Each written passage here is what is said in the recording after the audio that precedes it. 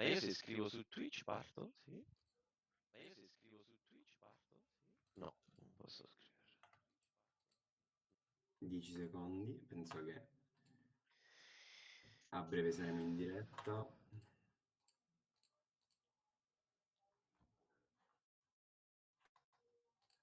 Ci siamo, ok, dovremmo essere in diretta. Eccoci. Buon pomeriggio a tutti, buon pomeriggio a chi ci ascolta sulla nostra Siscrack TV di Twitch. Siamo qui oggi pomeriggio con Giuseppe Liuzzi, Paolo Bonelli e Massimo Morigi.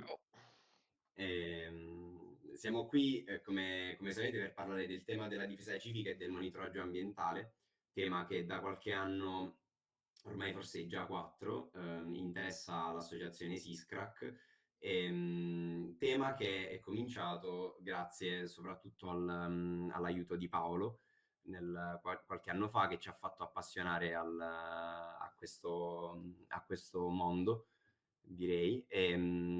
Siamo qui con Paolo che, come avrete capito, è un ricercatore, un meteorologo attivo nell'ambito del monitoraggio ambientale e della difesa civica, fondatore del progetto Scienza Ambientale, ma è anche un maker, quindi lavora con tutto quello che riguarda l'elettronica, che lavora con tanti dispositivi, con tecnologie di prototipazione rapida. Siamo con Massimo invece, che viene dal mondo, potremmo dire militare, correggimi se sbaglio, ma che ormai da cui si è spogliato. In realtà, anche lui è un esperto di meteorologia e geologia, attualmente è anche responsabile scientifico dell'associazione Cova Contro. E infine siamo con Giuseppe, che probabilmente conoscete, che è il socio fondatore di Siscrack. Giuseppe, come potrei descriverti? Maker, artista marziale, cyber pirata, tante cose. Attivista di non si sa cosa. Skater, Attivista attivo, diciamo solo Vabbè, attivo. amico, partiamo dal fatto che siamo molto amici e sono felice di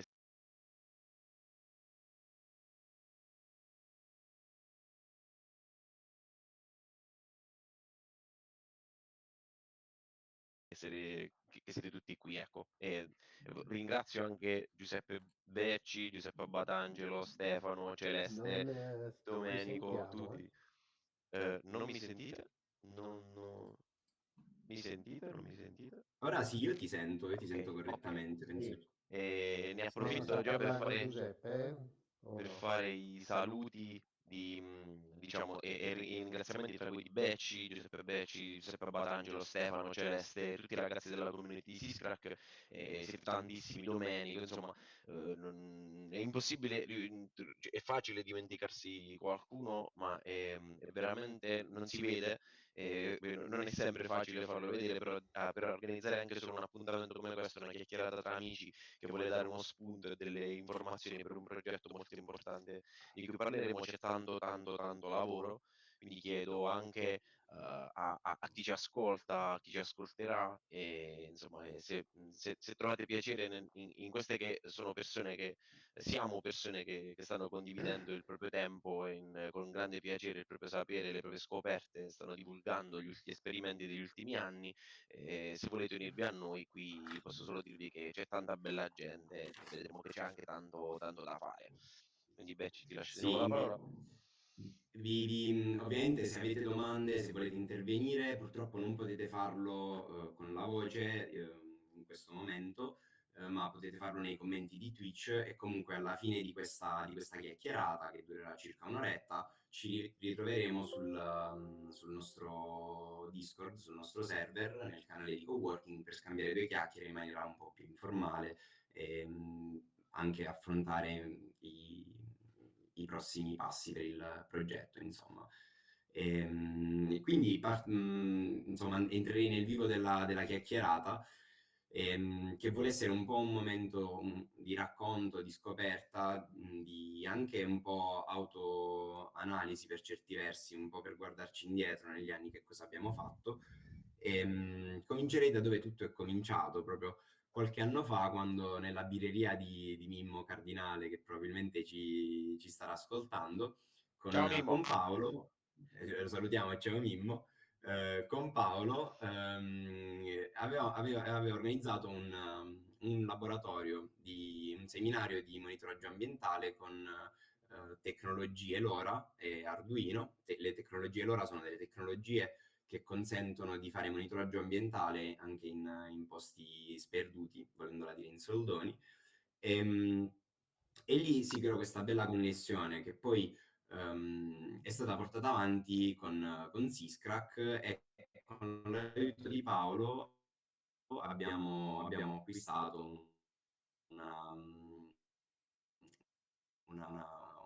tutto quello che occorreva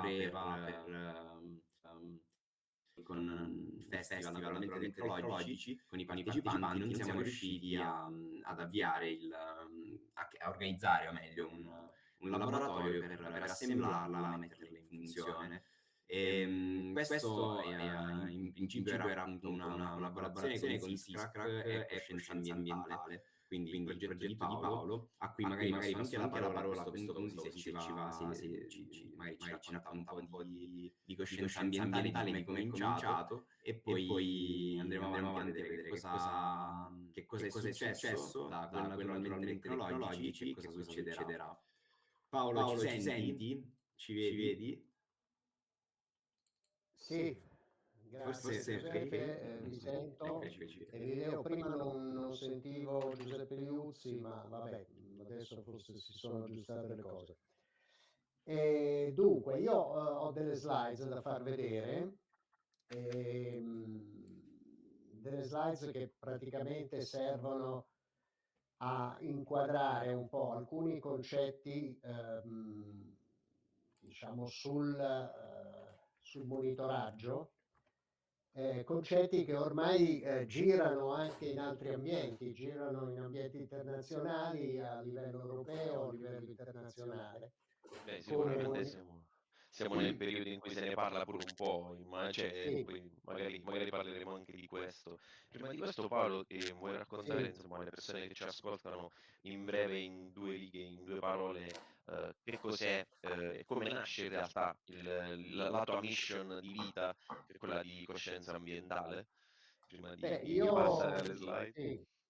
Perché c'è chi ti conosce e che ti ama e ti vuole bene come posso dire me e tutte le persone di Syscrack, e ti ha conosciuto con una passione nella divulgazione proprio di questo concetto di cittadinanza attiva, di citizen science, di monitoraggio, quindi mi permetto che prima delle slide, noi vabbè lo dobbiamo dire, lo diciamo sempre, ovvero Giuseppe, make things not slides, Non quindi slides. ci piace dire che ci proviamo a fare prima le cose e poi le slide, io l'ho fatte 10 minuti fa, però giusto per dare un riferimento, però l'idea è più quella che diciamo, di trasmettere anche un attimo che cos'è coscienza ambientale nel minor tempo possibile. Poi ci va bene il Certo. tecnico e ci illustrerai tutto. Va bene, vabbè, io diciamo ho lavorato nel campo meteorologico, come diceva Becci prima, e poi da quando sono andato in pensione mi sono accostato all'elettronica open source, cioè Arduino sostanzialmente. E mi sono accorto di questa grande rivoluzione che ha creato Arduino, cioè lo stimolo per creare oggetti, diciamo, elettronici, tecnologici, praticamente anche da parte di persone che non erano ingegneri elettronici. No? Come conoscete già, Arduino ha permesso a tanta gente di iniziare a lavorare su questi oggetti e soprattutto divulgare quello che ha fatto, divulgare sia codici e sia hardware, sia tutorial. Questa io la giudico veramente una rivoluzione tecnologica fondamentale, perché va oltre diciamo, l'elettronica aziendale di consumo, no? quella che le grandi aziende fanno solamente per soddisfare le esigenze di milioni di persone. Certo, Quindi certo. i telefoni, i PC, come sapete, le auto e così via. Ma ci sono tanti altri oggetti che possono essere fatti con gli stessi componenti che tra l'altro sono disponibili da acquistare facilmente. Sicuramente negli ultimi più di 10 anni, 15 anni, il fenomeno dell'open source hardware scatenato da Arduino ha aperto le porte ai makers e diciamo alla parte tecnica, però una delle cose che per esempio vorrò dire io, proverò a, diciamo in breve a riassumere è il fatto che ad oggi come makers anche noi di Syscrack abbiamo cominciato a darci una direzione. E come ti è venuto? Cioè, nel senso, qual è la vabbè, ovviamente, diciamo, il tuo background lavorativo sicuramente già ti dà una direzione, però come ti è Ecco, nata io l'idea di democratizzare il monitoraggio dal basso utilizzando i sensori? Perché c'è chi ci fa macchine per i cocktail con Arduino, no, è invece chiaro, è tu chiaro. gli hai dato Io una bella direzione.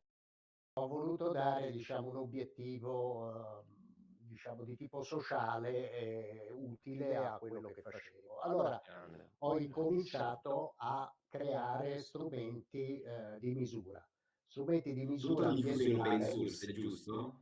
Sì, tutto diffuso, per cui ho creato anche un sito internet dove pubblico le cose. Non è bellissimo, diciamo, da un punto di vista estetico, anche perché io non sono abile in queste cose, ma comunque c'è tutto. Per ogni strumento che ho fatto esiste una documentazione, esiste il firmware, tutto quello che serve.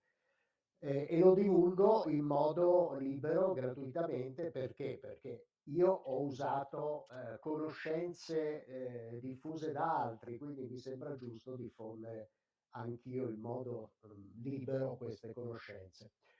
E ho incominciato con i sensori per l'inquinamento dell'aria, come sapete le polveri sottili, poi inquinamento dell'acqua, quindi misuratori di torbidità, di pH, di conducibilità elettrica e così via.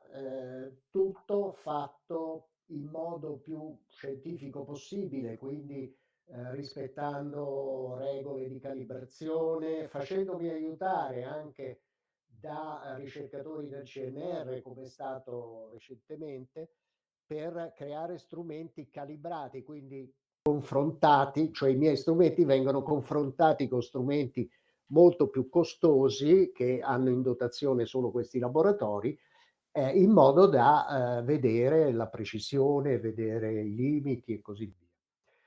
Ecco, questo è il campo, diciamo così, ambientale, quindi l'obiettivo è quello di consentire a dei cittadini volontari di andare in giro a vedere se l'ambiente aria, l'ambiente acqua risultano inquinati oltre, diciamo, il consentito.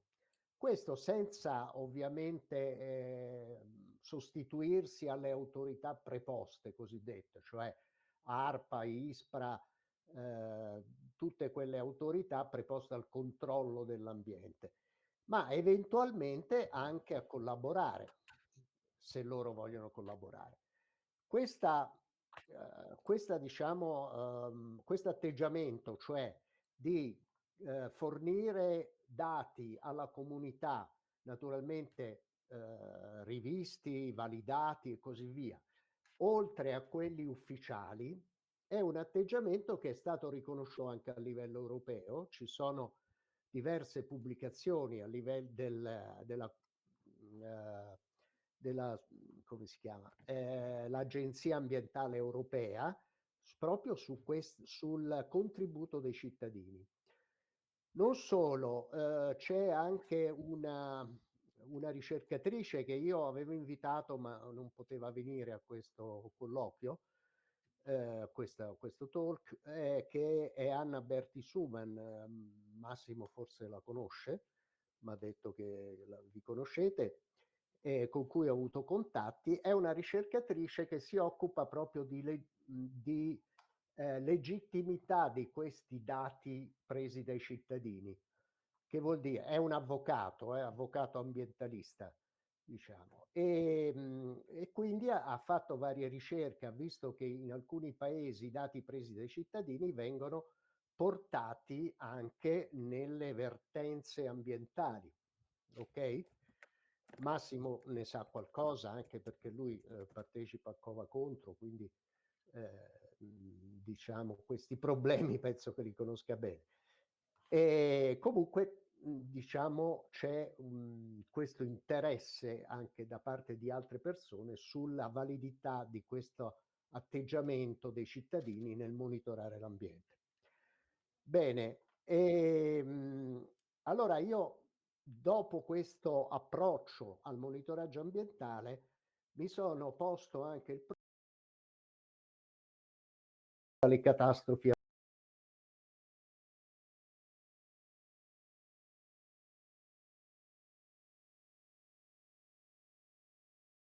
terreno e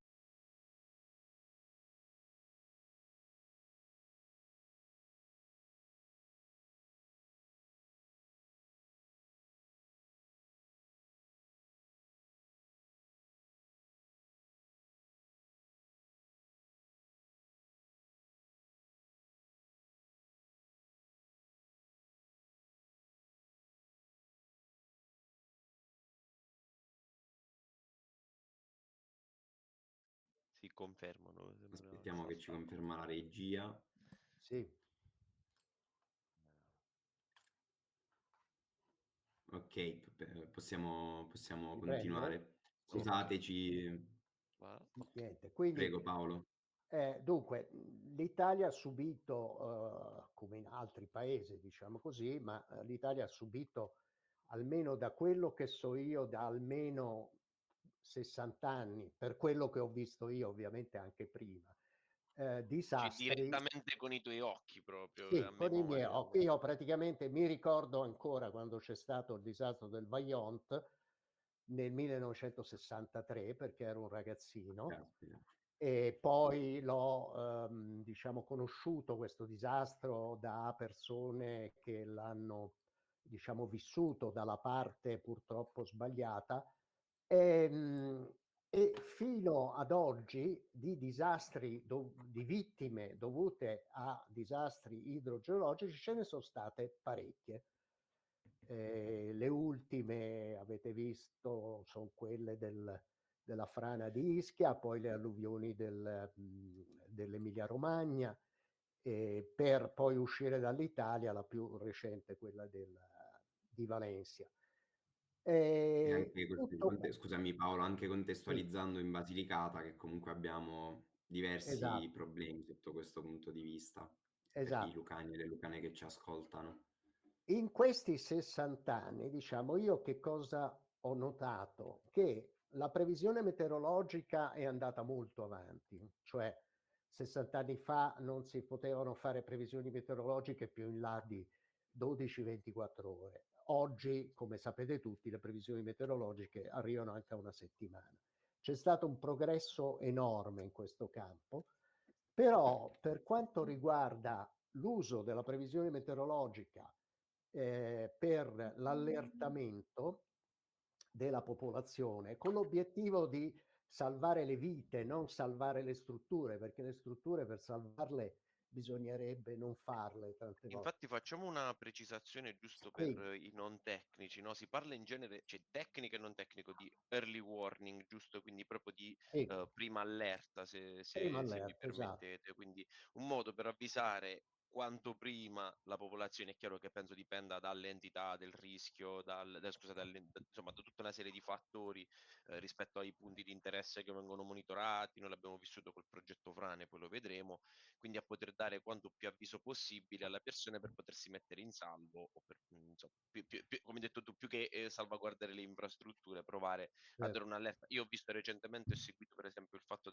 uno degli ultimi uragani che c'è stato in America, e lì la stessa cosa, era ben monitorato, sapeva a che ora si sarebbe passato, e la gente insomma è evacuata. Ovviamente non è comunque una situazione semplice, non è bello, però cerchi di salvaguardare la popolazione. Giusto per chiarire anche se ho detto una no, cavolata, no, è giusto, fermatevi, è giusto per dare questo riferimento, quindi più che poi vedremo magari tutto il discorso di sensibilizzazione, e allerta non è, diciamo, solo far spaventare le persone, ma dare un concreto No, no, aiuto, insomma, per farle mettere in senz'altro. Certo. sicurezza. E Infatti l'allerta, magari potremmo dare, scusami se ti interrompo Paolo, diamo anche una definizione a chi ci ascolta di che cos'è monitoraggio ambientale e che cosa si intende per difesa civica.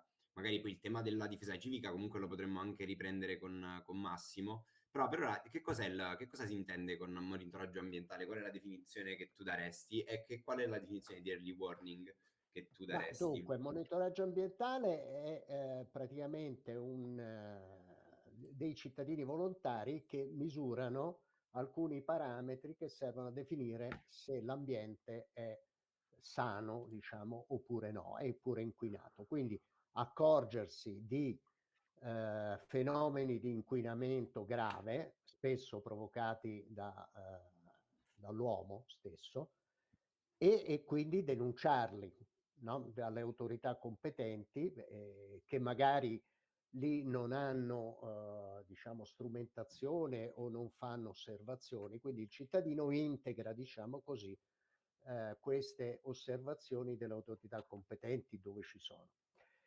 Questo è il monitoraggio ambientale che intendo io, e naturalmente può essere fatto con gli occhi, con il cellulare che fotografa le situazioni, ma può essere fatto certe volte anche con degli strumenti, deve essere fatto con degli strumenti perché certe cose non si possono vedere con gli occhi. Quindi l'idea mia, quello che ho cercato di fare, è di costruire questi strumenti e provarli per vedere che informazioni possono dare utili proprio per questi scopi. Questo è il monitoraggio ambientale. Per quanto riguarda, e naturalmente su questo discorso ho tutto il sito che dicevo prima, Coscienza Ambientale. Tra l'altro il termine coscienza ambientale è fatto volutamente la composizione di due parole, che vuol dire cooperazione, scienza perché ci vuole un po' di scienza per fare queste cose, e scienza che è accessibile a tutti, e ambientale. Ok? Per quanto riguarda la difesa, l'early warning e difesa civica, l'early warning è l'avviso, diciamo, con anticipi di un'ora, minuti, diciamo, di un evento catastrofico prodotto quasi sempre da situazioni meteo molto intense. Allora, il discorso è che la previsione meteo esiste oggi abbastanza precisa, ma non sufficientemente precisa nel tempo e nello spazio per poter da sola dare early warning. Questo lo si vede molto bene in Italia, dove i disastri idrogeologici, salvo alcune eccezioni, sono molto localizzati, no? Quindi per esempio le frane soprattutto, e quindi diciamo può piovere in modo intenso su tutta una regione, tutta un'area, però poi le cose, l'early warning servirebbe solamente a poche persone che sono a rischio. Quindi questo è un po' il discorso, cioè l'early warning deve essere parametrizzato, deve essere dedicato solo alle persone a rischio in quelle zone dove si sa c'è il rischio frane, per esempio, piuttosto che il rischio alluvioni, e ci vogliono degli strumenti che misurano l'evento meteo nel momento in cui accade. Ecco, questo in sintesi è l'early warning. Bene. E un Paolo, ci sistema segnalano di sì, dalla regia, comunque ci segnalano che quando vuoi puoi presentare le slide. Comunque, sì, Nel se ti frattempo puoi va, faccio... anche iniziare la condivisione, magari, vabbè, ci puoi fare un Sì, riassunto, o puoi aggiungere delle tue sì, considerazioni rispetto a quanto detto mentre Paolo si prepara. le slides ma poi riassumono quello che ho detto adesso a voce, e in ok, più, vabbè, quindi si possono al limite tenere come riassunto anche di quello che ho ok, detto. perfetto. volete, allora, Comunque noi, per scusami, noi condividerle, le invieremo in email se siamo d'accordo, insomma, penso non ci siano sì. problemi, le riusciremo a mandare a tutti i nostri iscritti alla newsletter, quindi se non l'avete ancora fatto iscrivetevi e riceverete le slide via email di questa, con anche magari qualche considerazione. Se Quindi allora va preferite, bene. sì, dimmi. No, no, prego. Dicevo, se preferite, io adesso potrei raccontare che cosa abbiamo fatto a Grassano recentemente sul discorso frane, così anche Massimo può dire la sua per quanto riguarda la sua parte e, diciamo inserire questo racconto appunto nel concetto di difesa civica. Assolutamente, infatti Allora, ti inviterei, sì, scusami Giuseppe, vai. procederei nel raccontare un po' come appunto che cosa abbiamo fatto a Grassano, perché è stata un'esperienza molto interessante che comunque è riuscita a coinvolgere molte, non mol- un discreto numero di persone, insomma, che altrimenti sarebbero state, tra virgolette, casi isolati su questo tema. E che poi però si lega anche a delle dinamiche contemporanee, delle situazioni che tutte viviamo nel nostro quotidiano. Perciò prego Paolo e poi magari Giuseppe ci inserisce anche un po' come l'associazione ha vissuto, ci racconta un po' come l'associazione ha vissuto questo progetto, che cosa è cambiato, che cosa è successo, che cosa abbiamo Sì, fatto. sì, in realtà penso Prego. che questa parte, scusate, prima che inizia Paolo, questa parte sicuramente racconterò in breve la mia esperienza. In realtà il mio intervento vorrei che fosse non tanto orientato al passato rispetto a quello che è stato fatto, quanto una proiezione verso il futuro. Io vorrei che le persone che guardano, che sono adesso collegate e che ringrazio insomma di essere qui con noi, o che riguarderanno il video, che riceveranno le slide, vorrei, soprattutto alla luce di quanto successo negli ultimi giorni, ne parlerò dopo, prendessero spunto per poter partecipare, per entrare nella nostra comunità, per crearne di nuove. Cioè vorrei che ci fossero tanti progetti di difesa civica nel mondo e penso che ce n'è proprio bisogno. Quindi questo è quello di cui parlerò, quindi sentiti libero di buttarmi nella mischia quando vuoi, perché sarà quello che proverò più a spiegare il perché dovremmo farne parte, ecco. Quindi grazie e vai Paolo. No, Grassano è stata un po', un'occasione, diciamo così, di sperimentare, il concetto di difesa civica. Occasione perché? Perché innanzitutto a Grassano c'è Siscrac, quindi ci siete voi, che vi siete offerti anche di dare questo contributo. Grassano è una città a rischio frane e questo l'abbiamo visto da tanta documentazione e studi che sono stati fatti precedentemente e anche una piccola comunità che diciamo forse è più facile scusate, è più facile da coinvolgere che non in una grande città. E poi anche il fatto che Grassano risulta con strumentazione di early warning assente praticamente, come nella maggior parte del territorio italiano. Questo è un dato che ho visto recentemente su una pubblicazione di ISPRA. ISPRA è l'ente nazionale per la difesa dell'ambiente che sta a Roma e ha fatto proprio un'indagine sulla strumentazione per il dissesto idrogeologico che è situata in Italia. Scusate. Prego. Eh,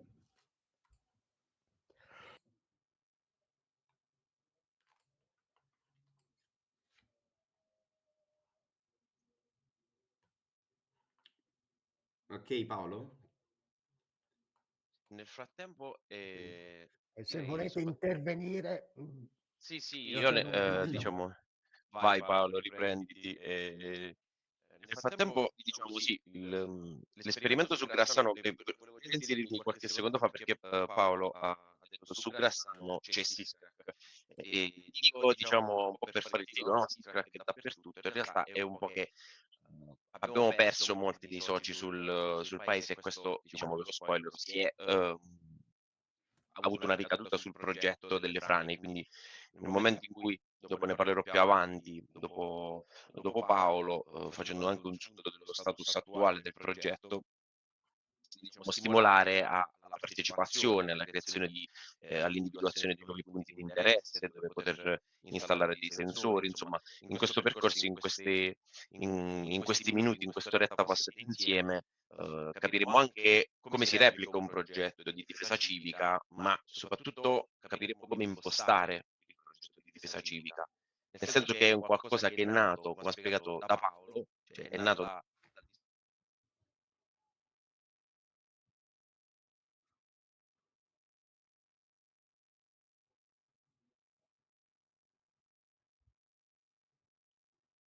lo sblocco in cui entusiasti abbiamo esplorato le tecnologie e continuiamo a farlo. A distanza di tanti anni, parlo ovviamente anche e soprattutto, non solo da partecipante del movimento dei maker, da diciamo community manager, mettiamo così, partecipante della comunità di Syscraft innanzitutto, abbiamo cominciato a darci una direzione, quindi a non usare la tecnologia così giusto per scoprirla, per sperimentare, ma a dargli un vero senso, quello che diceva Paolo. E da lì è nato questo ramo che è difesa civica, ma è un progetto ancora da ampliare, nel senso che finora quello che è avvenuto dal 2023, anche se diciamo abbiamo iniziato un po' prima, però i primi segni sono stati del 2023 ad oggi, è stata chiudere questo primo ciclo di sperimentazioni, quindi questa chiamata, questa diretta con voi, questo incontro vuole essere anche un modo per trovare un punto e andare avanti, cioè e capire che cosa faremo. Perché Difesa Civica può essere il contenitore di tutta un'altra serie di iniziative, questo ovviamente sempre se ci sarà partecipazione, insomma, coinvolgimento di altre persone, come un contenitore di buone prassi attive, non solo diciamo, come diciamo prima, di coscienza, di ok, capisco come funziona, ma proprio cosa posso fare io come cittadino per prendermi cura e tutelare e vigilare il mio territorio. Ovviamente bisogna conoscere il territorio, sapere tutta una serie di cose e poi divulgare, eh, ricercare i dati, parlarne, creare dibattito, interessarsi, cioè tutta un'altra serie di cose. Quindi è un processo molto lungo e quindi siamo qui oggi proprio per dare una direzione nuova a Difesa Civica, al progetto. Se Paolo si sente meglio che è con noi, gli ripasserei Sì. la parola. Grazie Paolo. Dunque, quindi sostanzialmente a Grassano abbiamo fatto questo, una raccolta di informazioni sugli studi preesistenti per quanto riguarda le frane, il rischio frana. Quindi mappe di rischio frana pubblicate dalla Protezione Civile, studi di esperti locali o non locali sul problema del rischio, quindi studi particolari, e anche riprese da satellite per quanto riguarda i piccoli spostamenti, i micro spostamenti del terreno, su cui Massimo adesso quando ho finito mi dirà qualcosa di più. Fatti questi studi abbiamo messo in campo della strumentazione a basso costo, quindi un rilevatore di spostamenti del terreno che trasmette in tempo reale questi spostamenti del terreno, quindi una sperimentazione proprio di un sensore di early warning. Ne abbiamo installati due, uno su un terreno in pendenza fuori dalla città e un altro su una struttura ormai decadente, diciamo, vicino alla città, per vedere sostanzialmente di comunicare in tempo reale questi eventuali spostamenti. Massimo poi ha messo un sensore, un riflettore per satellite per diciamo vedere i microspostamenti e Adesso magari trovo anche qualche foto, non so, scusami Paolo se ti interrompo, sì. magari trovo anche qualche foto di quel giorno, non so se voi ce le avete preparate perché sono Ah sì, quel giorno foto lì epico divertenti. di installazione, Io sì. qualcuna le ho messe in un collage, diciamo, nelle mie poche slide, però Io una delle purtroppo esperienze più belle degli ultimi Adesso la mesi. recupero io, adesso le ecco, recupero se io, non vi potete recuperarla preoccupate. voi è meglio. Certo. Poi abbiamo fatto anche, diciamo, un'altra azione che è fondamentale nel concetto di difesa civica, che è quello di, divulgare quello che stavamo facendo presso la popolazione. E quindi siamo riusciti a fare un seminario, una piccola assemblea con un'associazione di cittadini e parlare di quello che stavamo facendo, raccogliendo anche le impressioni di questi cittadini. Quindi diciamo che abbiamo assaggiato tutte le possibili attività di una difesa civica, okay? Questo questa attività ovviamente non è finita, è rimasta così, adesso in sospeso, andrà proseguita, andranno tirate delle somme, eccetera. Ma, diciamo così che abbiamo iniziato proprio un'attività pratica sulla difesa civica. Ecco, naturalmente sperimentale, ancora non emaniamo nessun early warning, non spaventiamo nessuno, però abbiamo, diciamo così, smosso le acque, come si dice, tra di noi e tra la popolazione di Grassano. Okay, io, fermerei qui il mio intervento perché se no parlo troppo. Se avete domande fatele e decidete voi a chi passar la Potete parola. scriverci, vi ricordo, potete scriverci in chat su Twitch o se ci state anche guardando su Discord, se siete su Discord, insomma, potete anche scriverci lì. Scriveteci, fate domande, Io partecipate. mentre ho quasi trovato le foto, mi servirà qualche istante. Minuto. Nel frattempo Esatto. riportaci però prima sui binari e chi è il Sì, prossimo di noi, buttaci nella mischia. ma allora Forse lascerei a Massimo te, eh. lascerei un attimo, vorrei fare un attimo questa considerazione, insomma, di Vai. come si è evoluto un po' il progetto di monitoraggio ambientale e difesa civica, perché inizialmente, ne parlavamo anche prima con Paolo, era un progetto fortemente mirato al monitoraggio ambientale, quindi acquisire dati, però relativi soprattutto a qualcosa di generico, quindi qualità dell'aria, quantità di precipitazioni, umidità. Paolo, correggimi se sbaglio. Mentre diciamo in seguito, sia per via della connessione con altre realtà, tra cui appunto e altre competenze, tra cui Massimo, però in seguito ci siamo un po' più verticalizzati, come dire, cioè abbiamo iniziato a lavorare su un progetto in particolare, ovvero quello dei corpi di frana, avviando così a un certo punto, potremmo dire, una transizione dal fare ricerca, fare innovazione con l'obiettivo di sperimentare, di imparare, di apprendere cose nuove, per poi spostarci invece su qualcosa di più concreto, di più tangibile, di più utile, mi verrebbe da dire, sul territorio. Per cui abbiamo iniziato questo, diciamo, il lato di difesa civica, che e si è rivelato essere un tema abbastanza importante da affrontare, come dire, perché, come si precisava anche prima, l'obiettivo non è quello di salvare oggetti, possedimenti e quant'altro, cose immateriali, ma noi cerchiamo proprio di salvare delle vite, di mettere le persone in condizione di tutelarsi, di autodifendersi, di autoallarmarsi nel caso di bisogno. E quindi invece adesso chiederei a te, Giuseppe, com'è stato secondo te, com'è stato percepito, come si è diffuso, come si è sviluppato proprio sul territorio il progetto da monitoraggio ambientale a difesa civica? Non so se la Allora, quello che domanda te l'ho posta posso bene.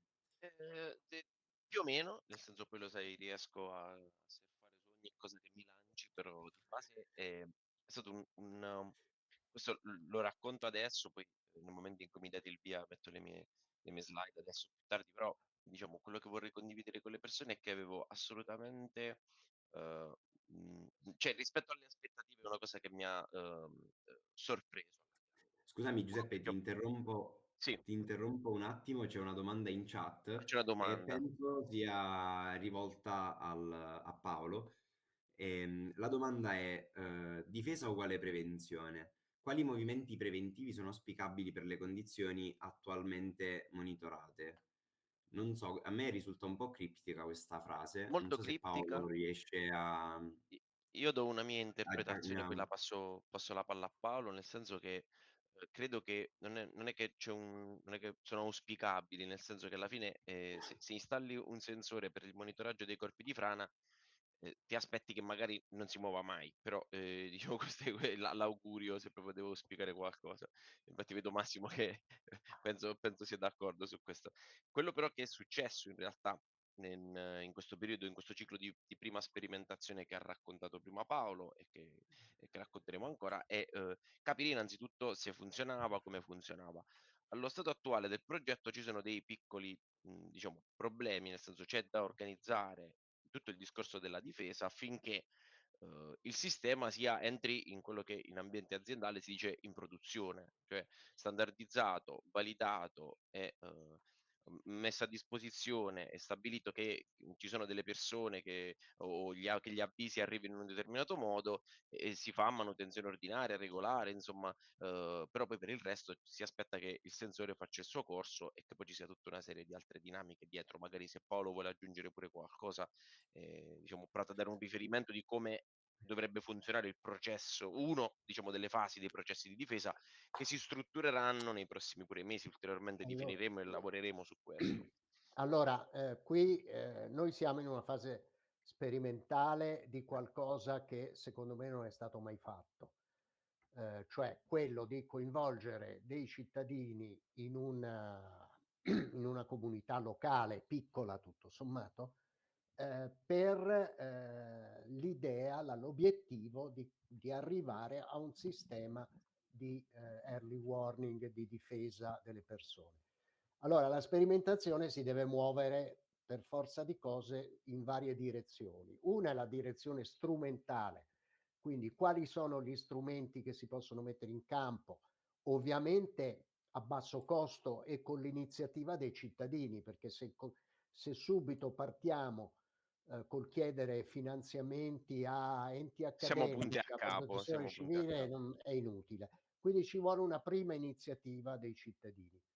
Quindi da una parte la strumentazione da mettere in campo, dall'altra proseguire con l'acquisizione di informazioni passate su quello che è stato fatto. Tra l'altro sono state, inserite delle strumentazioni per un monitoraggio sul lungo termine, proprio a Grassano, quindi si tratta di ripristinare questa strumentazione. Esatto. E quindi creare una piccola organizzazione, diciamo, di persone, non tantissime, che si occupino proprio di questa fase di raccolta dati, di strumentazione, di sperimentazione della strumentazione.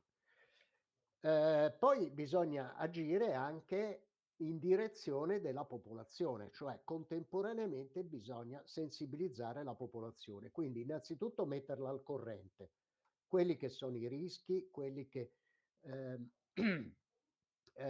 che cosa qual è la sensazione del rischio che hanno le persone, di che cosa, avrebbero necessità e così via. Quindi questa è un'azione che secondo me è la più difficile, è inutile Certo, cioè certo, è inutile nasconderci. No, no, ma infatti, penso che quello e che, verrà sì, fuori, divulgheremo e rimarcheremo, come hai detto tu, c'è una direzione strumentale che segue e che ha bisogno di determinate condizioni, competenze, disponibilità, ma c'è in realtà tutta una parte che dopo, diciamo, su cui rimarcherò, che riguarda proprio il personale, l'interessarsi, il condividere e dare una mano in tutta quella parte di processo che, come hai detto tu, è avviene nel prima, nel durante e nel dopo, cioè è roba della popolazione, quindi va messa in mano alla popolazione in un qualsiasi modo più vicino possibile, quante certo. più persone possibili, che sia fisicamente lo strumento, oddio, non è che lo tieni in mano,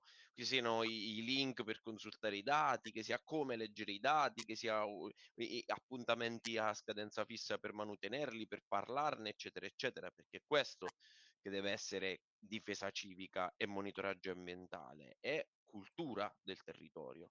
Quindi un po' mi riaggancio, scusa Paolo se ti ho interrotto, se vuoi No, se no, interrompimi anche tu. Ehm, Alla fine ritorno alla domanda di Giuseppe: com'è stato viverla su Grassano? È una scoperta. Cioè io la cosa più affascinante perché, io sono originario di Grassano, mi ritengo un grassanese, ma ho sempre vissuto, diciamo, a Potenza, un po' in giro per la Basilicata, diciamo, principalmente ho fatto casa base lì. Però non conoscevo così bene il territorio morfologicamente, ma anche storicamente.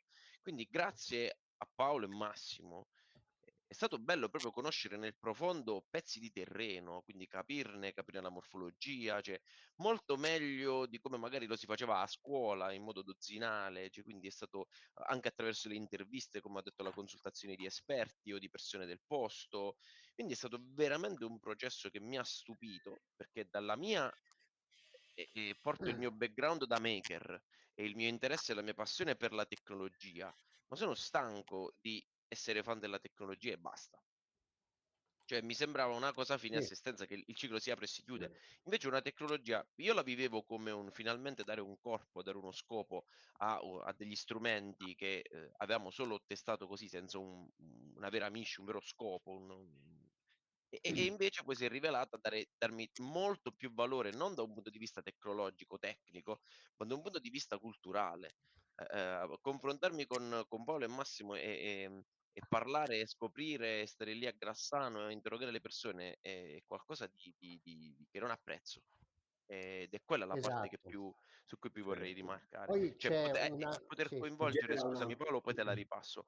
Poter sì. coinvolgere anche amici, persone con cui normalmente magari parli di calcio o magari parli di stampa 3D o parli di altro, invece potersi attivare insieme, installare un sensore per fare un qualcosa che possa far bene alla comunità, che possa far bene a noi stessi. Era stato qualcosa di estremamente appagante per quello che Io ho nel vissuto. mentre scusatemi se mi inserisco così, ho trovato un po' di foto e un po' di video che magari ditemi poi se volete Sì, possiamo anche sì, se la presentare. regia ce li passa Ehm, mentre chiacchieriamo scusami Paolo, prima ti ho No, reinterrotto, no, se vuoi ehm, figurati. continuare.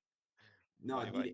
un'altra cosa che volevo dire è che comunque, vedete, è importante questo tema di come si sviluppino altre, tra virgolette, situazioni attorno a questo progetto. Appunto, noi siamo partiti con l'idea di costruire una stazione di monitoraggio ambientale, però poi ci siamo ritrovati a esplorare le campagne grassanesi, ci siamo ritrovati, come vedrete, a fare lavori di muratura, di saldatura, di Incollatura elettronica, di delle scarpe incollatura. di Avete Massimo. ritrovato anche quel video, raga. E quindi è un qualcosa che è estremamente orizzontale tra le anche potremmo dire quasi tra le persone e Sì, nel sì, luogo. assolutamente, molto Allora, sto coinvolgente. cercando di condividervi lo schermo. Posso dire Prego. aggiungere una Devi Paolo, cosa vai. Certo, secondo me grazie. importante nei rapporti tra questi gruppi di volontari, parlo in generale, che si occupano di un sistema di early warning e la popolazione a rischio locale, deve esserci, secondo me è fondamentale, la condivisione della responsabilità. Che cosa vuol dire? Oggi come oggi io potrei essere un cittadino di Grassano, qualunque. Vado, da Siscrac, che mi racconta che ha messo in piedi un sistema di early warning. Dico: "Che bello", mi avvisano questi qui, quindi non voglio saper niente, accetterò questi avvisi, però sappiamo tutti che quando io faccio una previsione, può essere sbagliata. Quindi l'avviso Assolutamente. può essere un falso allarme, per esempio, o un mancato allarme. Quindi io cittadino però non me la devo prendere con Siscrack perché mi ha dato il falso allarme, perché altrimenti questo modello di responsabilità Si è quello fallisce, che certo. già c'è È già adesso. Cioè, fallimentare, certo, certo, certo. c'è chi fa causa alla Protezione Civile perché non gli ha dato la previsione giusta. Ehm, e questo però impedisce alle autorità, di fare qualcosa di più. E allora se noi cittadini ci dobbiamo mettere, specialmente là dove l'autorità non c'è, che fa queste cose, ci dobbiamo mettere in questa condizione, è importantissimo che la popolazione capisca che la responsabilità deve essere condivisa. Cioè, Condivisa. io ti metto a te, cittadino di Grassano, in condizione di capire tutto quello che c'è, capire i limiti di funzionamento di quello che c'è e se c'è qualcosa di sbagliato non te la devi prendere con Giuseppe Liuzzi. Certo, Questo è un certo, po' Certo. il certo. questo è un discorso fondamentale che le persone devono capire, che è un discorso secondo me molto democratico Sì. di condivisione delle cose, ecco. E questa secondo me Comunque fa parte della rivoluzione della difesa civica. Ecco. abbiamo risposto, Rick T ci risponde che ci dice che abbiamo risposto alla sua domanda, Meno male. comunque era anche era dove voleva arrivare anche lui.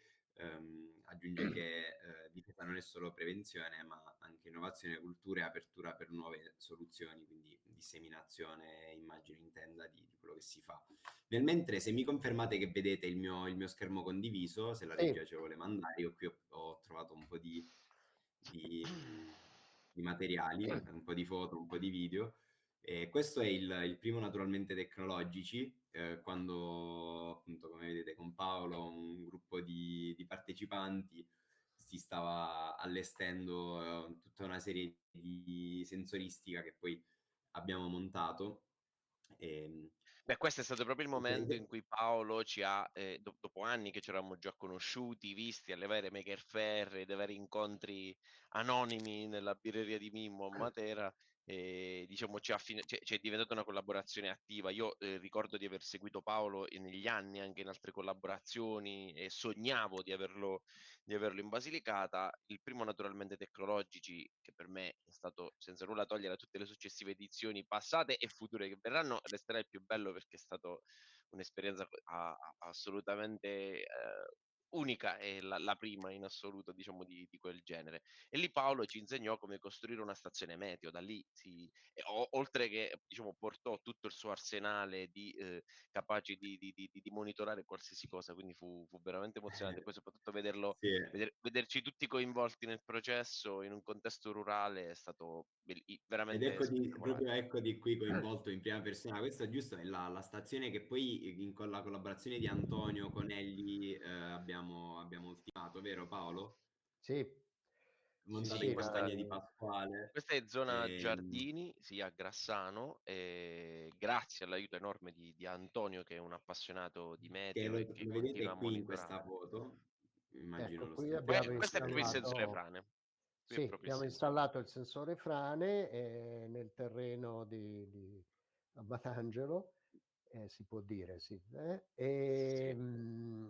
e niente, questo dopo una lunga trapanatura perché, qui vedete Impegnativa. un tubo di ferro che è entrato nel terreno per 1 metro e mezzo, C'è anche ehm quel video comunque, eccolo, lo mando in Mi background, sembra scusami doveroso Paolo. mostrarlo comunque, cioè, a parte la Poi pulizia c'è il perché pre, la la pulizia polizia chiaramente.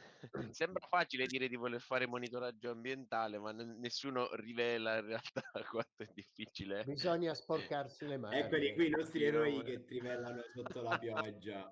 Mh.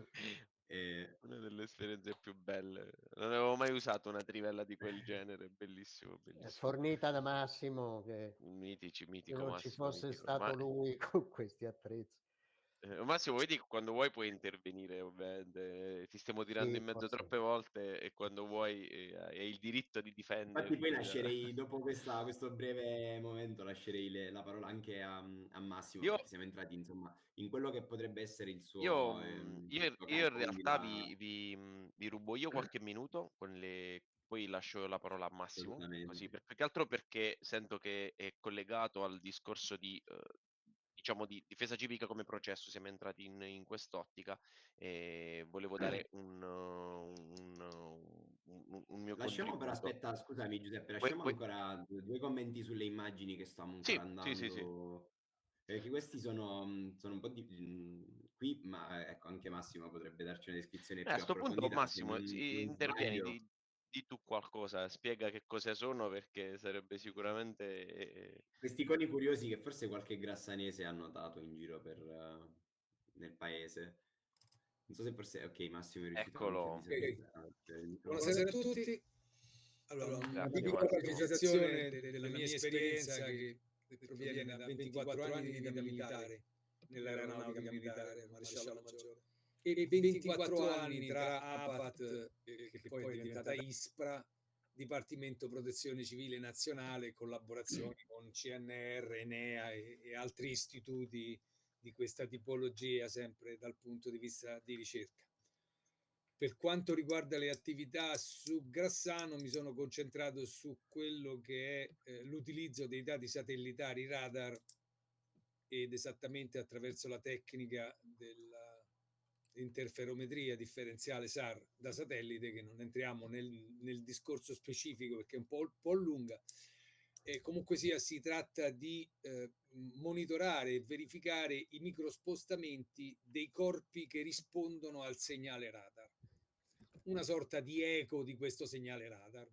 Questi coni che voi vedete sono un qualcosa che riflettono il segnale radar, ove non si veda, ove sia debole, perché le problematiche legate a questi studi comportano che spesso si hanno dei falsi segnali di ritorno che sono dovuti a disturbi di varia tipologia. Tra Quindi cui una sorta di quella meteorologica. un doppio controllo quindi sui nostri dati, una sorta di validazione dei nostri dati, giusto? Allora, Per questa tecnica si basa su dati certi a terra, cioè io nel momento che ho un dato certo a terra posso poter fare una serie di misurazioni. È come il poter dire penso di avere 38 di febbre e non averla misurata. Penso perché la mia esperienza mi porta a dire che probabilmente quella è la mia temperatura, ma nel momento in cui io utilizzerò il mio termometro avrò il dato certo di quella che è la mia temperatura, indipendentemente da quella che è la mia sensazione. Per cui questi strumenti servono per avere il dato a terra, che nell'utilizzo dei dati da satellite, nel dato di telerilevamento, è una delle cose più importanti perché si chiamano verità a terra, ossia il dato che poi certificherà le attività di tutti i dati che provengono da satellite. Per cui okay. questi coni avrebbero dovuto rispondere al segnale radar, ma per un mio errato calcolo di angolo non rispondono come erano le mie aspettative. Per cui nel Okay. momento in cui ritornerò in Basilicata, che sarà prestissimo, riposizionerò Torneremo a comunicare con il radar. riusciremo a indirizzare questi strumenti. Questi strumenti sono stati messi su questo edificio, che è un edificio, diciamo, con un grosso significato per i ragazzi e i colleghi di Grassano, per il suo murales e per quello che ne consegue. È situato su un corpo di frana. Allora, quello di cui parlava Paolo, della bibliografia, di tutto quello che è stato fatto, bisogna poi verificare quelle che sono le informazioni, perché nel momento che si costruisce un monitoraggio bisogna capire le informazioni che noi abbiamo sul territorio. Le informazioni su Grassano, come in tante altre parti del nostro bel paese Italia, che sono gestite da questo ente che si chiama ISPRA e di cui io ho fatto parte, specialmente per quanto riguarda il monitoraggio delle frane, sono dati che risalgono agli anni 80-90. Per cui con tutto quello che c'è stato in questo paese, con tutto il fatto che sia un paese giovane che continua a muoversi in continuazione, forse alcune situazioni andrebbero, come dire, aggiornate, come spesso capita nelle buone famiglie, ma questo per questioni di cui non entro nel merito non accade con sistematicità. Ci dovrebbero pensare le università a trasmettere dei dati, ci dovrebbero pensare chi si laurea, per cui il suo percorso di laurea comporta, per esempio per i geologi, ma anche per esempio per gli ingegneri idraulici o per altre tipologie di studenti che hanno questi percorsi, che spesso svolgono le loro attività nelle loro aree di vita vissuta e di vita reale, non hanno poi un seguito, finiscono come una bellissima pubblicazione messa negli archivi dei vari professori e non ha un seguito. Ad oggi c'è per fortuna internet che permette di divulgare questi studi quando l'università lo preveda, e qui si potrebbe aprire un'altra lunga parentesi su quello che sono i ruoli delle università in queste attività di divulgazione di questi dati, che spesso non avviene, per cui c'è anche questa sorta di censura dettata dai professori e come mi sono espresso quando ho testimoniato durante il processo contro la commissione grandi rischi per il terremoto dell'Aquila. Questo riguarda la grossa branchia della camurria universitaria, che non è una camurria dettata nel sud, ma bensì è distesa in tutto il nostro bel paese. Ma comunque sia, ho verificato che anche in Spagna e in Germania e in Francia non è che stanno molto meglio, perché la camurria, è come parlare dei gonnellini e di altre Ecco, mi tipologie di questa cosa. E questo paese dovrebbe un po' rompere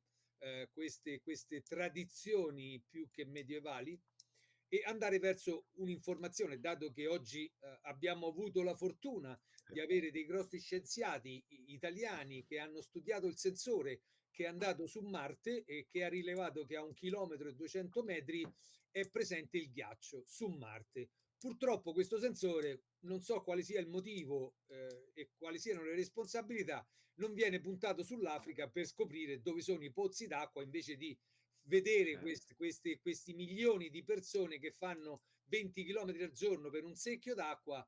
Quando ci sono il sensore, noi l'abbiamo mandato su Marte ed è una tecnologia prettamente italiana, di cui tante persone si sono fregiate nei convegni. E qui riprendo una frase del presidente dei Gufi, che è l'associazione, che è una delle tante associazioni che si occupano di tematiche ambientali, che dice meno convegni e più impegni, che ecco. è una bella frase che io ho riportato in alcuni miei studi divulgati recentemente.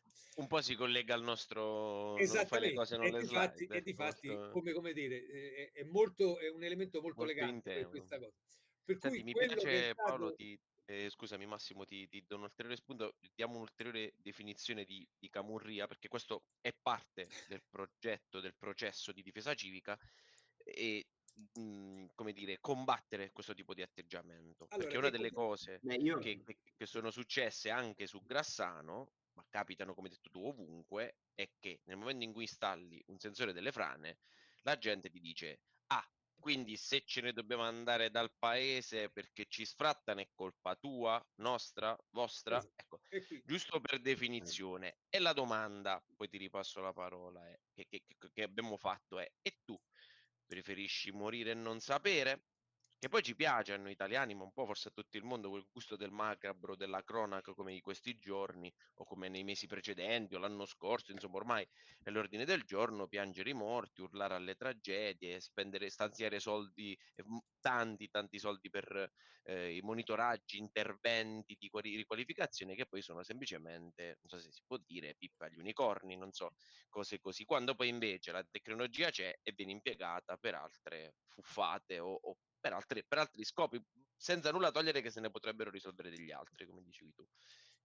allora Quindi diamo una tra definizione l'altro di camurria. un scusatemi se esempio vi lampante di interrompo. camurria universitaria, oltre la camurria dettata dalle grosse istituzioni, è ciò che mi ha visto protagonista per quanto riguarda il terremoto dell'Aquila, è tutto il lavoro svolto dal collega compianto Giampaolo Giuliani, che per chi ha qualche anno e ricorda esattamente i fatti, studiava le emissioni di radon.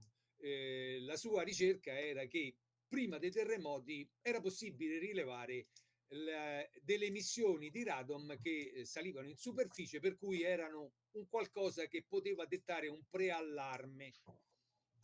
In questi studi che io ho portato avanti insieme a Giampaolo Giuliani, io mi occupavo sempre della parte interferometrica, per cui se queste emissioni permettevano come dire, come risultanze ci avevano dei micro spostamenti, se era possibile vederli dai satelliti. Opera sicuramente ciclonica, per cui io fui definito un ricercatore che faceva attività pionieristica. Queste nelle memorie difensive di colui che fu condannato, ma nel contempo ebbe 3 incarichi a livello internazionale da portare avanti l'ex presidente dell'ISPRA, professor De Bernardinis. Per cui il Giampaolo Giuliani fu accusato di tutte le cose possibili e immaginabili, come furono non prese in considerazione i 4 geologi che presentarono il loro lavoro di laurea sulla scoperta della faglia, quella che provocò poi la famosa faglia di Paganica, che provocò il terremoto dell'Aquila del 2009, che non venne mai citata inizialmente perché la camurria universitaria aveva disposto che, siccome non c'era il nome del mega professore sullo studio e la scoperta della faglia, lo studio non andava divulgato. Uno dei 4, il più solerte, che non fa più il geologo per ovvi motivi,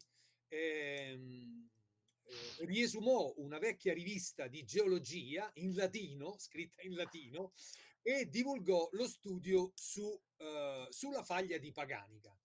Ma questo comunque non ha permesso al Giampaolo Giuliani di avere il giusto riconoscimento anche a tantissimi anni dalla sua morte.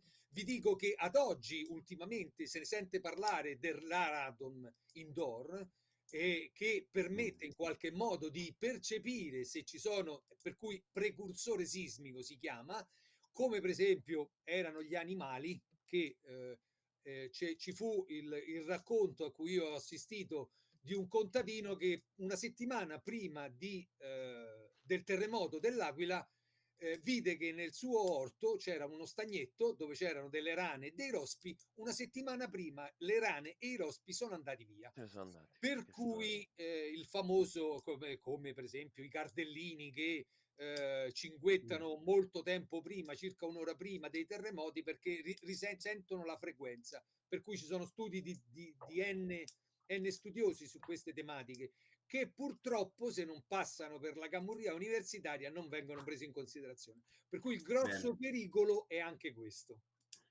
Qui c'è anche un tema, si apre un tema importante che in realtà con Syscrack, con la community, si sta già iniziando a pensare di affrontare, che è proprio quello della democratizzazione dei mezzi di informazione e di comunicazione in generale. Quindi cercare di rendere il più possibile indipendente la fruizione dei dati, degli studi, come citavi anche tu prima, dei satelliti, e cercare di slegarla dagli interessi poi dei privati. Qui in chat abbiamo una domanda anche, magari appunto la rivolgo sia a Massimo che a Paolo, e la domanda è: per quanto riguarda la parte di sensibilizzazione, non sarebbe fondamentale perseguire la collaborazione con enti pubblici e amministratori? Grazie. Posso rispondere sulla collaborazione? Dopo che facendo parte della pubblica amministrazione, per cui ero un dipendente ISPRA, dopo aver testimoniato, io ho subito 10 anni di mobbing. Per cui quello che rispondo al collega che ha posto la domanda: chi all'interno delle istituzioni e chi ha un'expertise, perché io ho la mia expertise dettata dalla mia vita militare, che mi ha permesso di fare studi e approfondirli, oltre la mia vita civile, che mi ha permesso anch'essa di fare studi e corsi, e ho una discreta esperienza quarantennale su questo tipo di dati da satellite, sia per quanto riguarda i sensori attivi sia per quanto riguarda i sensori passivi. Non sempre paga nel momento in cui tu ti metti e ti poni contro le istituzioni. Quello che io spero e mi auguro parta e giunga nella giusta direzione è il coinvolgimento delle istituzioni, per cui delle ARPA, delle agenzie regionali, degli uffici comunali, che devono essere portati a conoscenza delle pericolosità che ci sono sul territorio e trasmetterle per poi avere anche loro la possibilità di fare delle verifiche con i loro tecnici di quello che sta accadendo veramente sul territorio, perché se no siamo fermi al piemontese che viene in Basilicata a verificare il nome del paese e cercare la corretta etimologia. Ecco, infatti su questo, cioè, mi permetto anche di dire che richiederebbe proprio un level up, no? Un level up, un innalzamento del livello del cittadino, e di avere quelle capacità di non farsi prendere più per il nasino e cominciare a porre le giuste domande o anche rispondere in modo corretto quando gli vengono dette delle cavolate. Cioè, O e di anche validare cavolate se ne semplicemente proprio i sentono. dati, esatto. Riuscire ad avere i mezzi per validare quei dati che ti vengono proposti, quindi riuscire a dire ok, questo dato mi torna, sono d'accordo, questo Cercare ci le potrebbe fonti essere stato pure, cioè un incrociare. errore in malafede, in buona fede, poi chiaramente lo si andrà ad indagare, però perlomeno avere coscienza di quello che ti sta succedendo. Comunque Giuseppe, tu, prego Una cosa Paolo. No, soltanto, scusate. che Sì. questi dati, oltre a fare studi scientifici per cui far sì che questi dati vengano divulgati nella corretta maniera, è sempre importante spedire questi dati, una copia, alla Procura della Repubblica, perché in qualsiasi situazione è corretto che questi signori, i signori magistrati, GUP, i GIP, chi siano, abbiano modo e maniera di interpellare le istituzioni e chiedere lumi sulla veridicità di queste informazioni. Tu ci confermi che a prescindere, diciamo, dei dati raccolti come possono essere stati quelli di questo primo ciclo di sperimentazione, possono essere utili, quindi possono essere acquisiti dalla magistratura e ritenuti validi ai fini di qualsiasi parte di, a parte al di là del discorso del processo che è comunque importante, ci confermi che comunque possono essere ritenuti validi, no? Anche se non c'è il bollino di, non lo so, di enti di accreditamento, di Di università, certificazione. diciamo di università che facciamo prima. Ok, Sì, ok, sì. ok. E posso fare un esempio, per esempio proprio per gli studi di interferometria differenziale SAR da satellite, quando ci fu negli anni '80 il crollo del Palazzo del Portuense, era un palazzo dove improvvisamente crollò. Ci fu un crollo. Che cosa era avvenuto? Era avvenuto che nell'ultimo piano, nel sottoscala, era cambiata la gestione del locale e dovevano mettere una tipografia, non entrava la macchina della tipografia e hanno eliminato una colonna portante che era all'interno, tanto non fa niente. Esattamente Non questo è serve a nulla, successo no? nel mese di giugno, nel mese di novembre c'è stato il collasso, tra cui sono molte persone, ma ricordo esattamente che al primo piano c'era una famiglia e 5 vigili del fuoco morirono in quel collasso di edificio.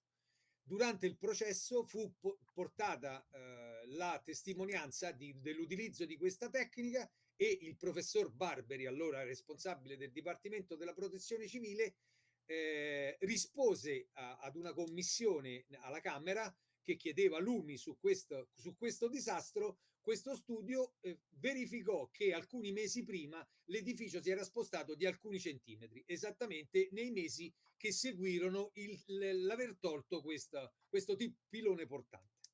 Per cui scientificamente questi, per quanto riguarda l'interferometria in generale, è già stata utilizzata nelle sentenze penali, Molto nei bene, procedimenti molto, penali. molto bene. Paolo, Volevo volevi aggiungere una aggiungere? cosa. No, sicuramente c'è questo problema, diciamo che quando i dati e le attività arrivano dal basso, quindi da gruppi di cittadini non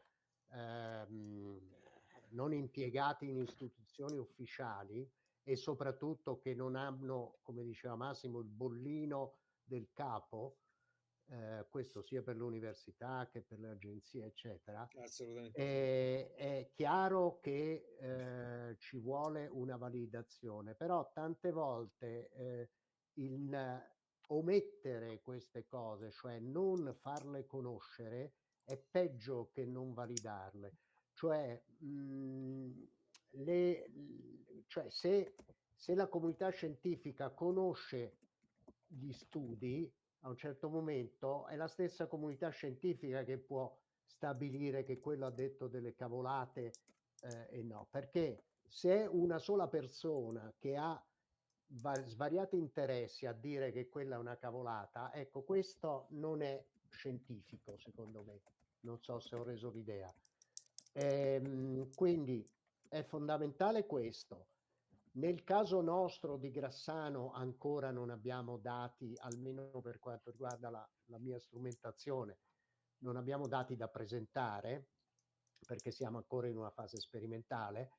Quello che ho voluto e abbiamo voluto presentare alla comunità scientifica è stato quello del convegno di Bari, convegno della Società Geologica Italiana. Che Lì ricordiamo è stato a settembre, vero?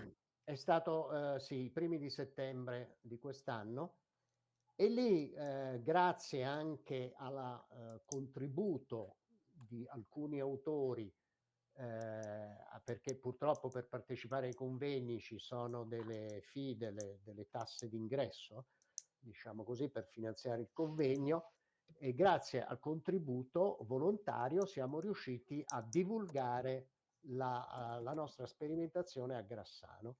Ha suscitato un certo interesse e devo dire che sono anche queste le sedi dove uno si confronta con la comunità scientifica. Si confronta in modo spassionale, perché di solito nei convegni, se uno non dice proprio delle bestialità, può dire quello che sta facendo senza bollini necessari, diciamo.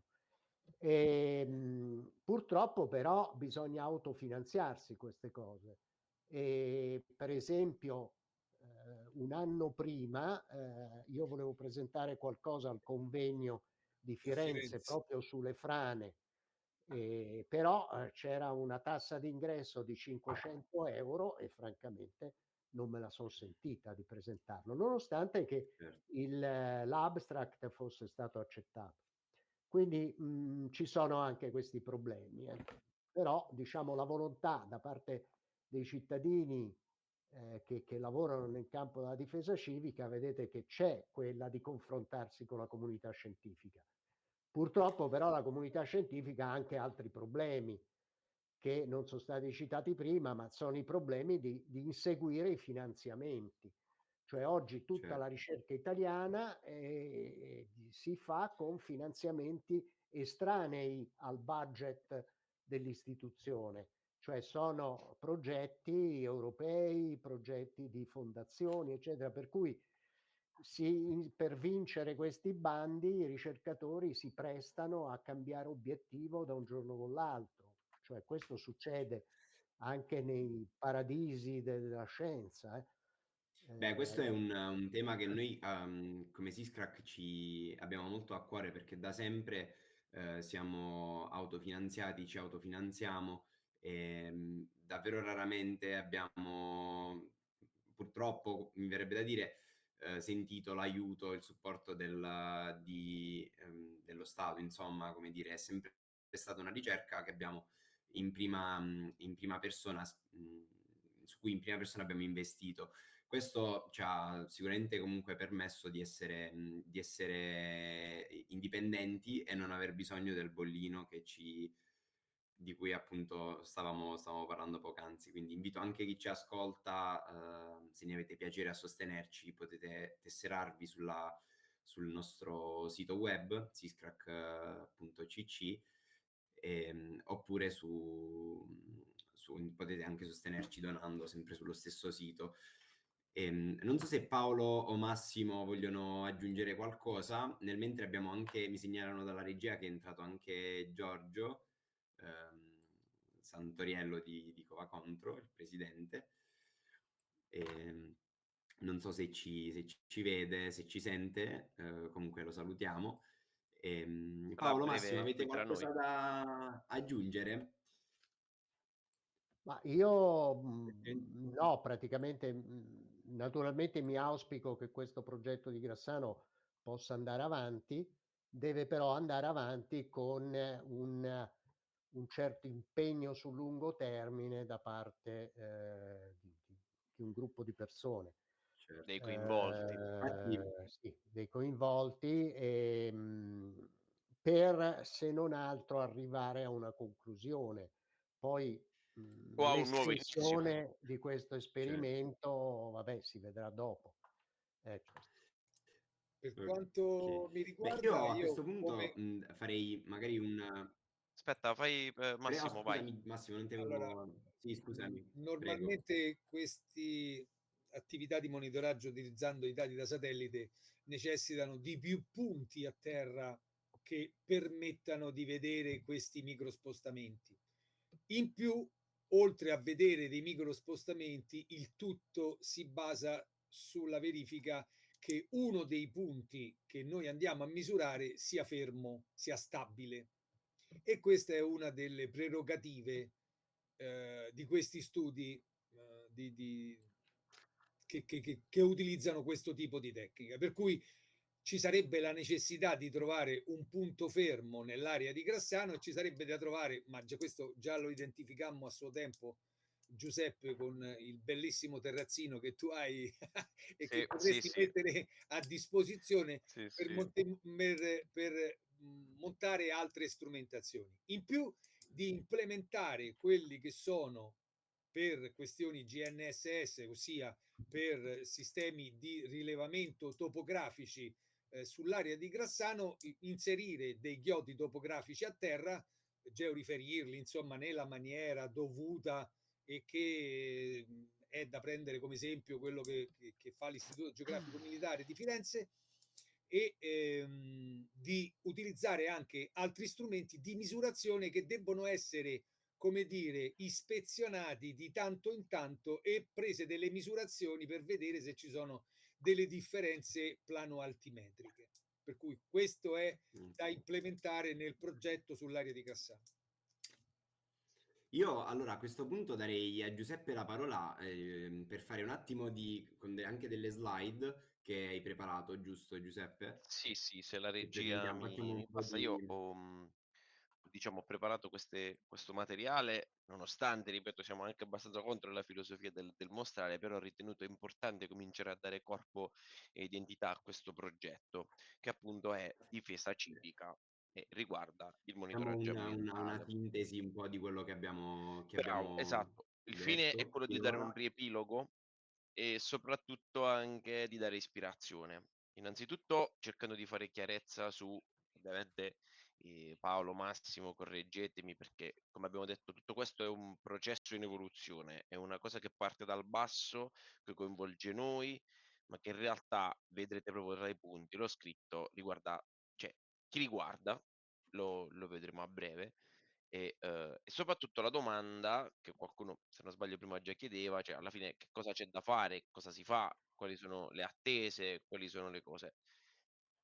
In realtà partiamo da un concetto semplice. Che cos'è difesa civica? Lo stiamo dicendo da prima. Quindi difesa in che senso? Non si parla di difesa militare, si parla di prendersi cura di se stessi, del proprio territorio, delle proprie condizioni, insomma del luogo in cui viviamo. Quindi sì, è figo chiamarlo vision, ma, nasce proprio da un bisogno in realtà, da una necessità che nei giorni in questi giorni secondo me è diventato indispensabile. Non possiamo più girarci dall'altra parte. Quindi una necessità che all'inizio era molto inconsapevole e sconosciuta, proprio perché diciamo l'abbiamo raccontato, siamo dei maker, partiamo da una storia di Fab Lab, abbiamo iniziato costruendo stampanti, abbiamo iniziato perché ci appassionava la tecnologia. Oggi, dopo tanti anni, cominciamo a dare un riferimento.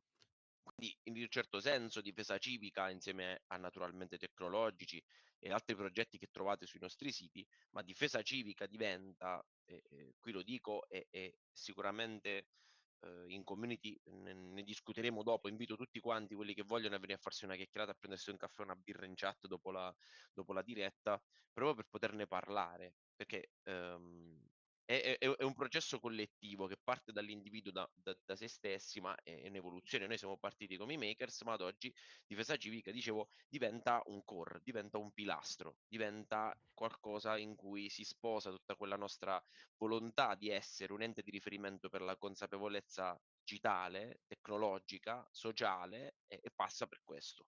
Cioè, quindi difesa civica per me, se dipendesse solo da me, diventa il pilastro portante di ciò che attivamente dobbiamo fare, lo vedremo anche in che modo. La mission appunto è quella proprio di prendersi cura dello spazio che ci circonda, di cominciare a interessarsi, di fare cultura. Quello che ho vissuto in primis, come dicevamo prima, sulla nostra pelle, lì sopra vediamo Max in posizioni non ortodosse che stava sul tetto dell'edificio per l'installazione dei 2 riflettori, Mimmo, altre persone, il presidente coinvolte nel processo ed è una cosa che coinvolge, ed è una cosa la parte più interessante oltre quella tecnologica, che poi fa curriculum, fa esperienza, ma la cosa più bella che vi resterà nel far parte di un processo di difesa civica è questo. E quindi l'obiettivo, quello che uno si aspetta nel medio, nel breve, nel brevissimo e nel lunghissimo periodo, è soprattutto educare alla cultura del territorio, educare alla cultura in cui cominciamo a interrogarci su quello che ci circonda, a vigilare, a sensibilizzare, a stimolare l'interesse, non a gridare, come dicevamo prima, all'impazzata o all'allarmismo o peggio al gusto del macabro di quando avvengono tragedie, ma un patto di poter fare cultura e ad oggi ce n'è estremamente bisogno perché vedo che viviamo l'inondazione delle informazioni prettamente inutili, cioè dovute ai social, dovute ai media, dovute a quello che vogliamo, a una manipolazione molto pesante e in realtà c'è bisogno di prendersi cura di nuovo dei territori. Ovviamente tutto questo posso dirlo per esperienza professionale, personale, come me altre persone, si sviluppano competenze, strumenti e soprattutto reti di cittadini. Quindi questo è difesa civica, è un qualcosa che, come si diceva, si evolve, parte dal ground zero di coscienza ambientale di Paolo. Paolo butta giù mesi fa questo primo testo in cui parla proprio dell'esperimento, quello che è stato condotto negli ultimi 2 anni è un esperimento, diciamo, della percezione del rischio frane e da lì questo nella sua naturale evoluzione. Uhm, ecco, perché il punto è questo, che molto spesso sfugge. Chi riguarda? Cioè a chi spetta il compito? Prima Paolo ha detto delle parole bellissime. Si parla qui di condivisione della responsabilità. Il modello di centralizzato, di demandare, di delegare a un ente, a un'agenzia, a un'azienda e basta, e di potersi girare dall'altro lato e guardarsi, io dico sempre, i gattini o i video porno su Pornhub, che per carità faranno pure piacere a tutti, però a un certo punto bisogna andare un attimo oltre.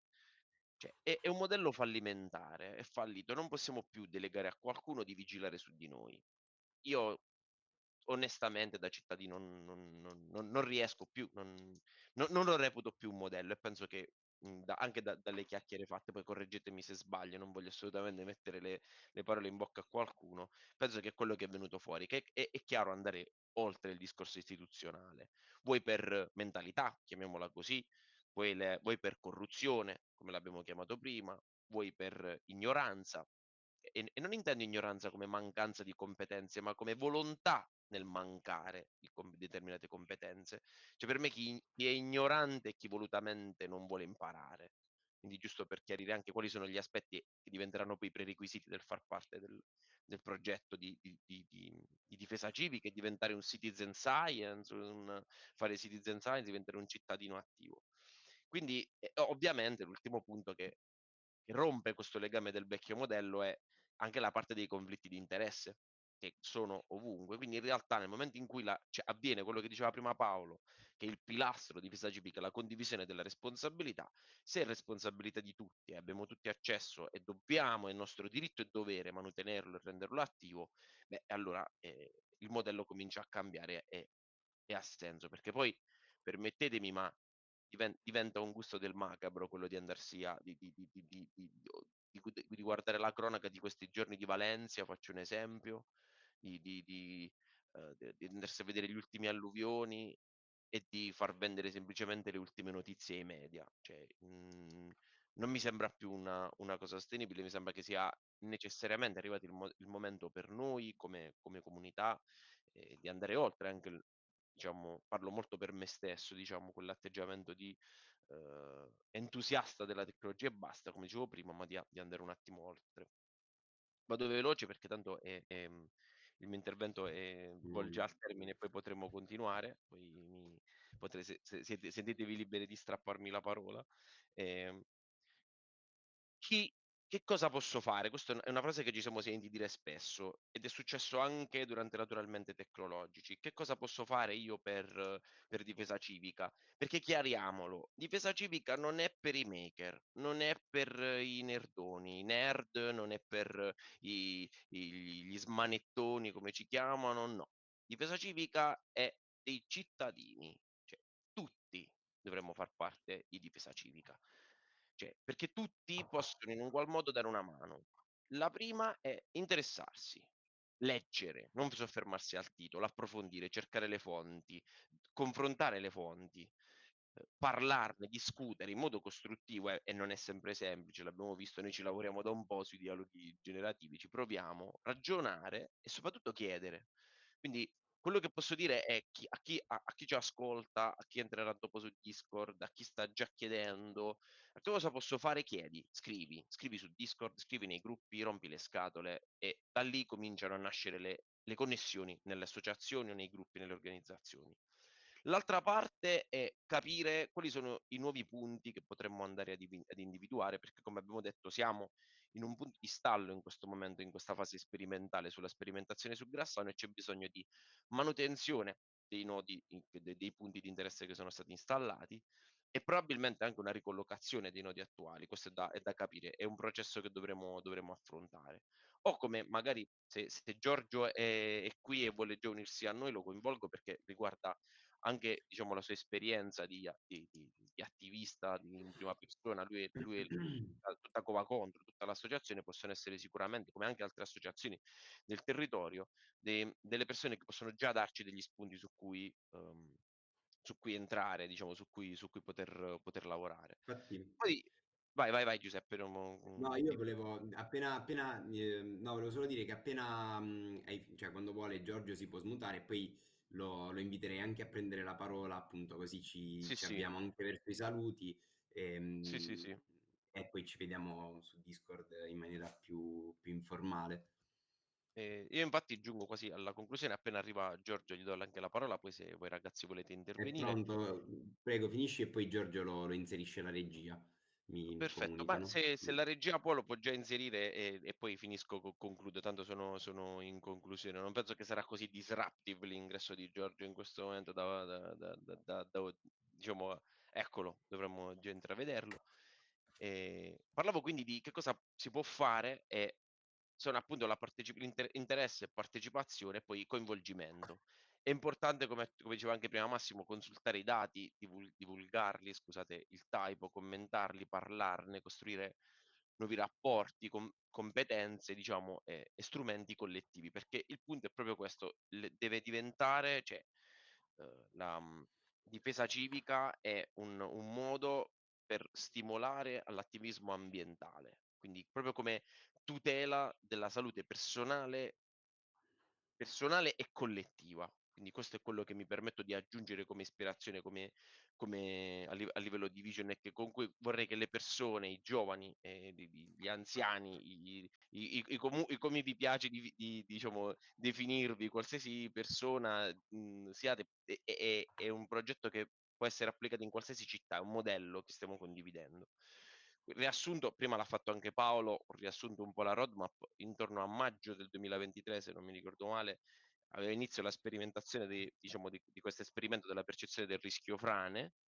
Alla fine, diciamo, ad ora lo strumento è attivo, ma non particolarmente funzionante, mettiamola così, e necessitiamo di trovare un nuovo punto in cui posizionare il ricevitore dei dati per il punto di interesse attuale su Grassano, quindi se ci ascolta qualche grassanese anche chiedere di contattarci perché abbiamo bisogno di mettere un punto autonomo su un tetto, su un punto raggiungibile da dalla zona del depuratore di Grassano, più o meno dove è collocato, diciamo, l'attuale sensore, e poter dialogare con il sensore attuale, cioè insomma con stazione ricevente e trasmittente. Paolo, se dico una cavolata interrompimi. E quindi No, l'idea va bene. grazie Paolo. E quindi l'idea è che entro dicembre, quindi entro un mese, potremmo confrontarci e formare un team. Quindi lo scopo di questa chiamata è appunto quello di chiamare alle armi un po' di persone, perché servono, come dicevo prima, anche persone che vogliono darci una mano nella comunicazione, che vogliono aiutarci a scrivere, che vogliono aiutarci a contattare, che vogliono tenere calda la community, che vogliono aiutarci a gestire il progetto, a trovare, diciamo, nuovi sostenitori, come abbiamo già avuto il supporto di Cova Contro, ma anche di altre organizzazioni, insomma aiutarci a tenere anche insieme i rapporti con le organizzazioni, perché non è solo un fatto di Siscrack, come abbiamo visto, è un fatto che riguarda tutti e tutte le organizzazioni possibili, e ovviamente ripianificare quella che sarà il futuro di Difesa Civica, che ripeto deve e diventerà mi auguro, perché ovviamente serve il supporto degli altri, un pilastro per diciamo, delle attività dell'associazione. E tra gennaio del 2025 e maggio del 2025, ovviamente fino a quando ci sarà il prossimo naturalmente Tecnologici, che sarà sicuramente ad agosto 2025, potrei iniziare anche a divulgare, a spiegare, a presentare, a far vedere cosa sta andando avanti. Quindi ripristino delle installazioni precedenti, coinvolgere la popolazione, come abbiamo detto, è parte costante del processo, studio dei punti di interesse e le varie interviste che riguardano la popolazione, poi procedere con la parte più tecnica, che come abbiamo visto è anche molto molto divertente e ripeto è veramente formativa. Poi poi si vedrà, come abbiamo detto, cioè quello che in questo momento chiediamo a chi ci ascolta, a chi ci ascolterà, è proprio quello di entrare a far parte della community. Siamo una community, non abbiamo più quella distribuzione centralizzata su Grassano, siamo un po' ovunque, che è un limite ed è un'opportunità, la nostra condizione attuale. Quindi in qualsiasi parte d'Italia ci si trovi, Difesa Civica è un qualcosa che può essere replicato. Paolo, come diceva prima, ha da sempre cercato di condividere anche le sue competenze, gli suoi strumenti affinché gli altri possano trarne vantaggio. Ha parlato prima solo di un piccolo ventaglio, per esempio, degli strumenti che lui ha autocostruito, e collaborazione, anche con la collaborazione insomma diciamo di Massimo stiamo cercando di validare questi strumenti, però l'idea è che si replichino come dei virus. Quindi tutto ciò che verrà decidiamolo insieme, facciamolo insieme, è un processo dal basso. Non so se volete voi aggiungere qualcosa. Nel mentre dovrebbe Grazie a essere tutti. arrivato Giorgio. Giorgio, ci senti? Non lo vediamo, però si sente. Ciao Giorgio. Buonasera a tutti quanti. Io sto in Buonasera. viaggio, è inutile Buonasera mettere Giorgio. Ok. la vicana perché qua è tutto buio. Allora, io ho ascoltato più o meno l'ultima mezz'ora. All'incirca, vabbè, io ringrazio a voi di Siscrack perché state facendo delle cose molto importanti ed è Ringraziamo importante. noi, te e Cova Contro, per tutte le altre cose importanti che fate, Infatti, per chi ricordiamolo. non lo so, ti inviterei anche magari a dirci brevemente che cosa, o meglio, dire ai nostri ascoltatori e alle nostre ascoltatrici che cosa fa Cova Contro, perché è già stata citata e tra l'altro è partner di Siscrack già da qualche Un anno, po'. direi. E speriamo di approfondire ancora meglio questa collaborazione. Prego, Giorgio. Sì. Allora, io sono il fondatore legale rappresentante, poi c'è Massimo che è il responsabile del comitato scientifico di Cova Contro e anche Paolo è un nostro vecchio donatore e sostenitore.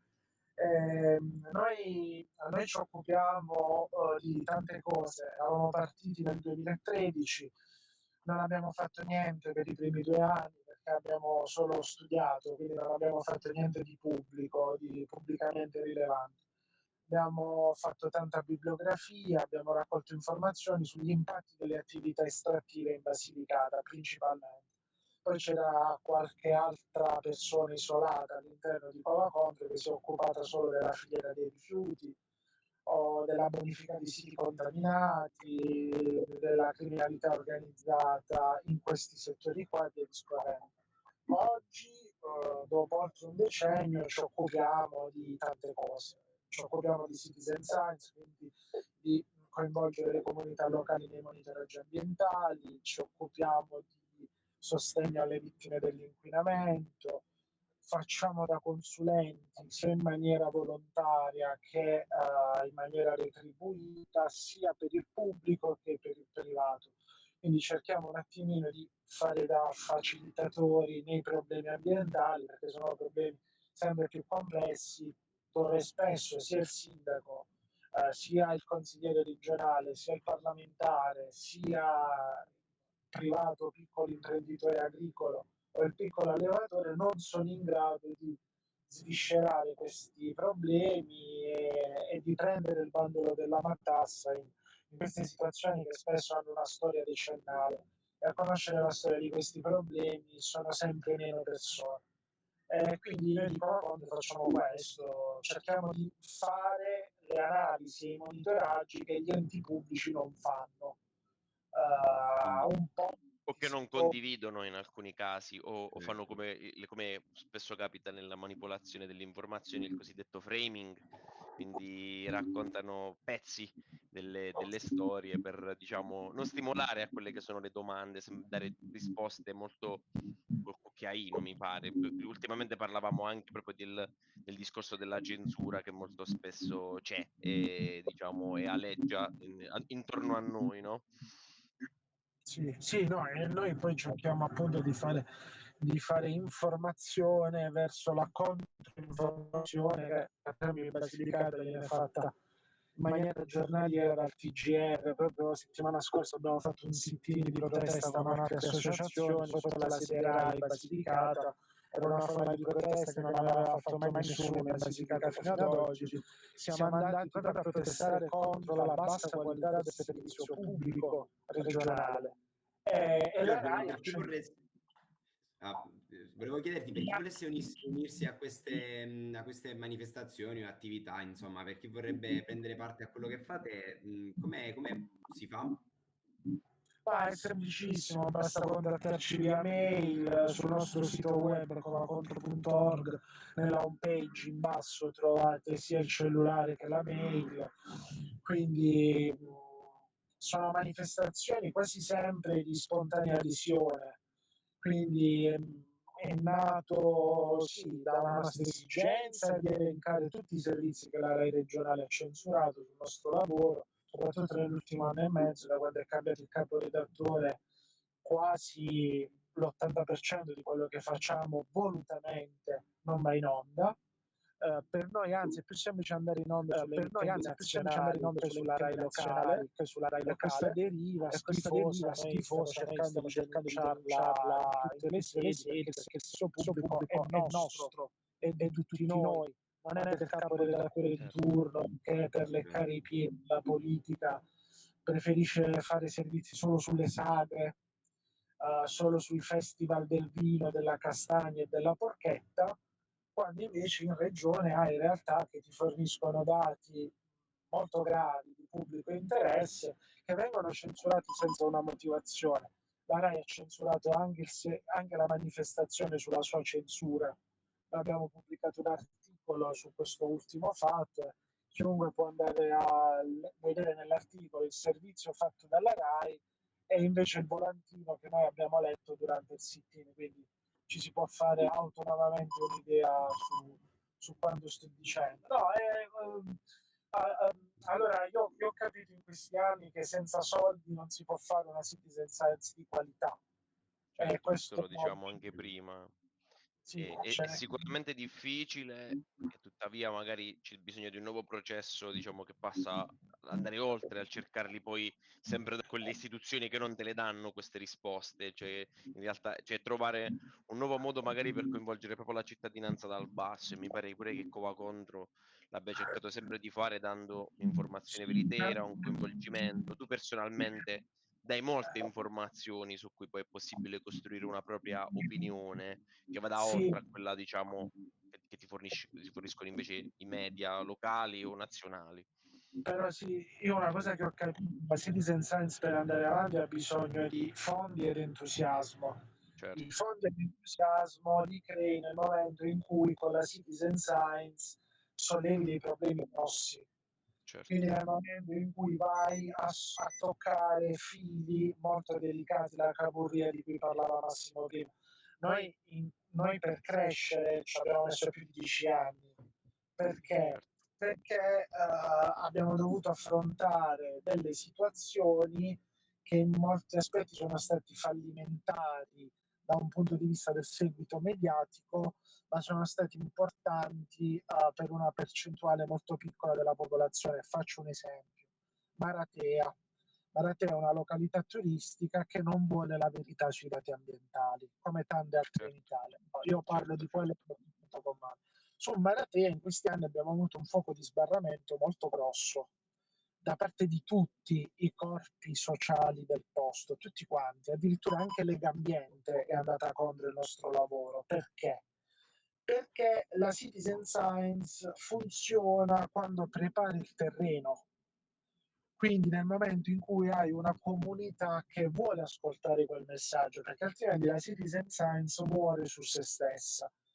Noi la citizen science l'abbiamo diciamo fatta crescere inizialmente coinvolgendo le comunità, dopo l'abbiamo fatto in maniera molto più fluida con dei blitz, cioè noi andiamo a fare le analisi, noi di Covacodro come cittadini, e in questo siamo citizen science, perché sono i cittadini a fare i controlli, che poi siano cittadini organizzati in un'associazione o non organizzati in un'associazione, questo è un dettaglio, Cambia poco.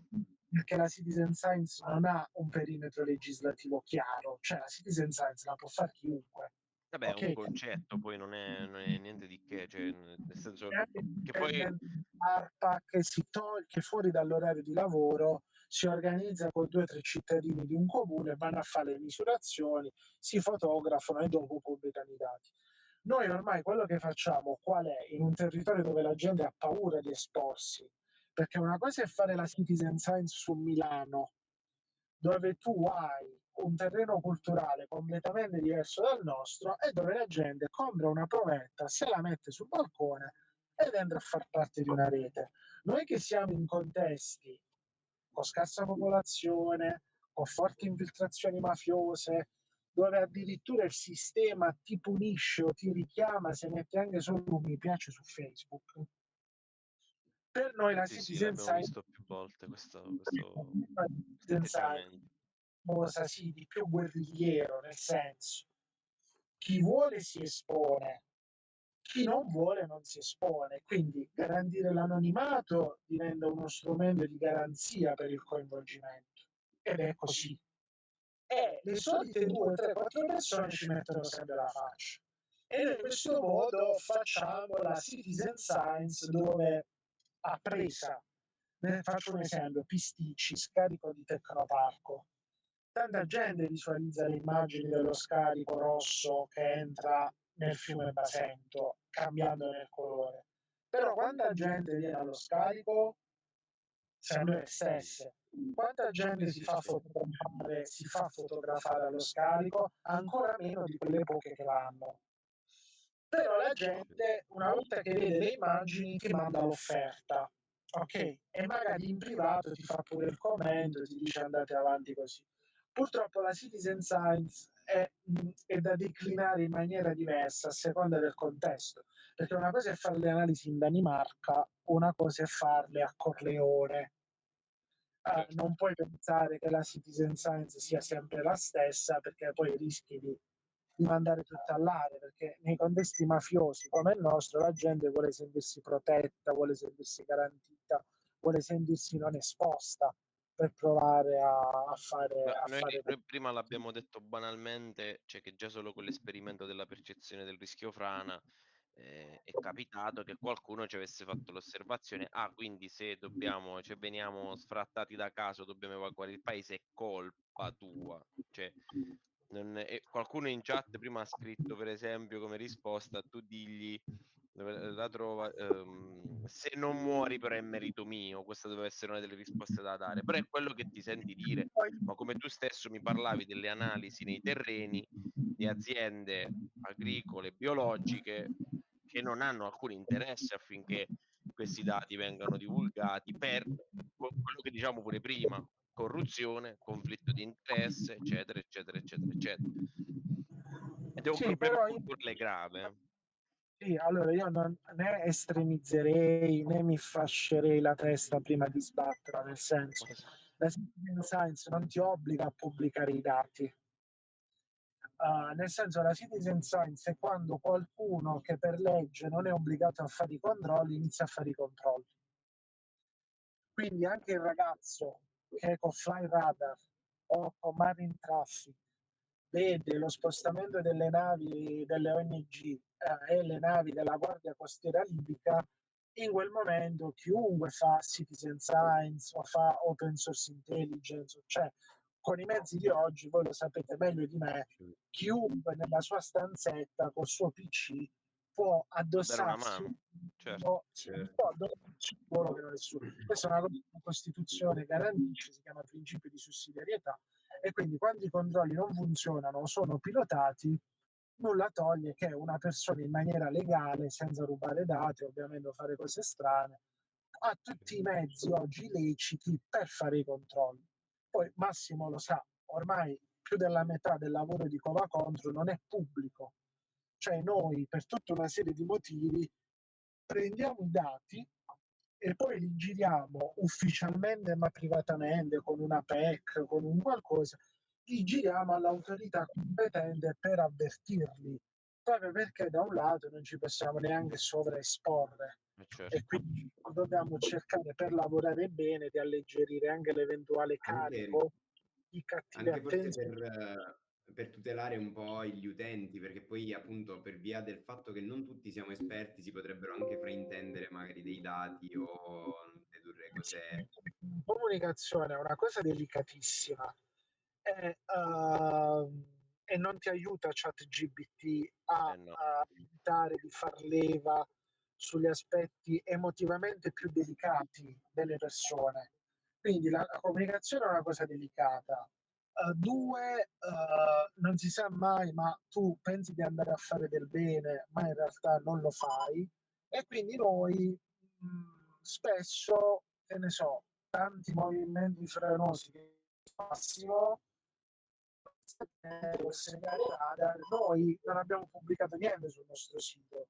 Noi l'alert lo abbiamo mandato al sindaco del territorio comunale oggetto della segnalazione. Poi ci sono alcuni sindaci che rispondono, altri che non rispondono, però per quanto mi riguarda il nostro lavoro finisce là. Nel senso che se ti occupi contemporaneamente degli inquinamenti, ecomafia, traffico di rifiuti, di pirateria che non funzionano, discariche non benvenute, impianti industriali, pozzi di petrolio, nucleare, frane, tutto insieme, è ovvio che diciamo, devi sviluppare, devi avere le spalle larghe per fare tutto questo Certo, certo. e bisogna capire che la conoscenza non va imposta, va proposta. Esatto. Perché dall'altro lato possono non essere pronti, possono non volerla, possono reagire molto male, ci possono essere delle conseguenze che poi tu non sei più in grado di controllare, cioè tutta una serie di cose. E quindi la citizen science, diciamo, fino a quando si occupa della qualità dell'aria, come fanno a Milano, è un conto. Quando diventa una forma di resistenza territoriale nei confronti di un sistema regionale, nazionale, europeo che ha deciso di non funzionare perché la Basilicata è vista o individuata come zona di sacrificio o come area test, come cavia, è ovvio che devi saperti anche tutelare. Noi fino a qualche mese fa, io come legale rappresentante avevo 13 processi in corso, tutti concomitanti. Perché? Perché anche pubblicare solo la verità, senza giudizi morali, senza sproloquio, senza parolacce, ti porta comunque in tribunale. In una regione dove le liti temerarie non vengono neanche riconosciute dai giudici che ti assolvono.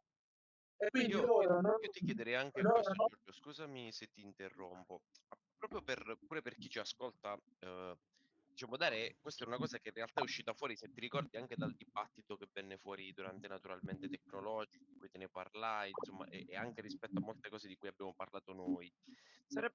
Potremmo chiedere a te, a Cova Contro, di far parte di questo processo, più che progetto di difesa civica, partendo col poter dare delle indicazioni su come essere un cioè come hai detto tu, esattamente quello che hai detto adesso. Aiutarci a trascriverlo e a individuarlo per punti, cioè come posso io avere un atteggiamento proattivo e iniziare a prendermi cura dello spazio, del mio ambiente, della mia natura, perché come dicevamo prima, la natura, lo spazio che mi circonda riguarda tutti, riguarda anche me, che sia uno spazzino, che sono un avvocato, che sono un informatico, che sono una... Quindi dare una specie questa è diventata una bozza, ma come diciamo prima, ci invitiamo, tra qualche minuto stacchiamo, ma faremo una chiacchierata sul nostro server, chi vuole si unisce e continuiamo il dibattito, perché è un processo più che un progetto di difesa civica. Vorremmo raccogliere un vademecum di quali sono gli atteggiamenti da portare avanti, perché abbiamo visto che hanno dei pattern comuni. Tu hai fatto un excursus molto ampio della tua esperienza, dell'esperienza con Cova Contro, che va dalle ecomafie al monitoraggio in siti estrattivi, insomma, hanno però tutti dei pattern comuni che riguardano avere una cultura e andare a studiare, andare a informarsi. Se riusciamo a creare una specie di guida che riesce anche a dare dove informarsi, come informarsi, a chi rivolgersi, quando chiamare un consulente, che tipo di consulente, perché l'abbiamo visto più volte, ci sono delle cose come esce il comune divulga questa notizia di questo bando, come è successo, che ne so, al bosco riguardo ai pannelli, piuttosto che a pisticci, come dicevi prima, rispetto a quell'altro, ma così come qualsiasi altra parte d'Italia, che atteggiamento posso avere io per cominciare a fare qualcosa? Non so se sono stato, diciamo, chiaro, però mi piacerebbe vedervi coinvolti anche voi parte di questo processo affinché Difesa Civica diventa un qualcosa che tutti possono prenderne un pezzo. Comunque, Sì, allora questo non è un discorso che si apprende, nel senso l'aspetto motivazionale sì, si può provare a Certo, quello, una trasmettere. motivazione ci proviamo a trasmetterlo, certo, non tutti sono si potrebbe empatici. immaginare una sorta di vademecum su come proprio fare Fare citizen science, essere citizen science. sull'essere citizen science. Allora c'è il sito web del progetto europeo che abbiamo vinto proprio sulla Citizen Science con altre università, che si chiama Erica. Lo trovate già online, c'è anche la pagina di Erica. Erika con la K? No, Empoli, Roma, Imola, Cagliari, Ok. Amiens. Poi Erica lasciamo il link comunque lo inviamo sia in chat su Discord che lo lasciamo su YouTube nella descrizione, così vi sì, seguo Non lo sulla sto serie. trovando, come l'hai chiamato? Erika? Erika sì, Erika.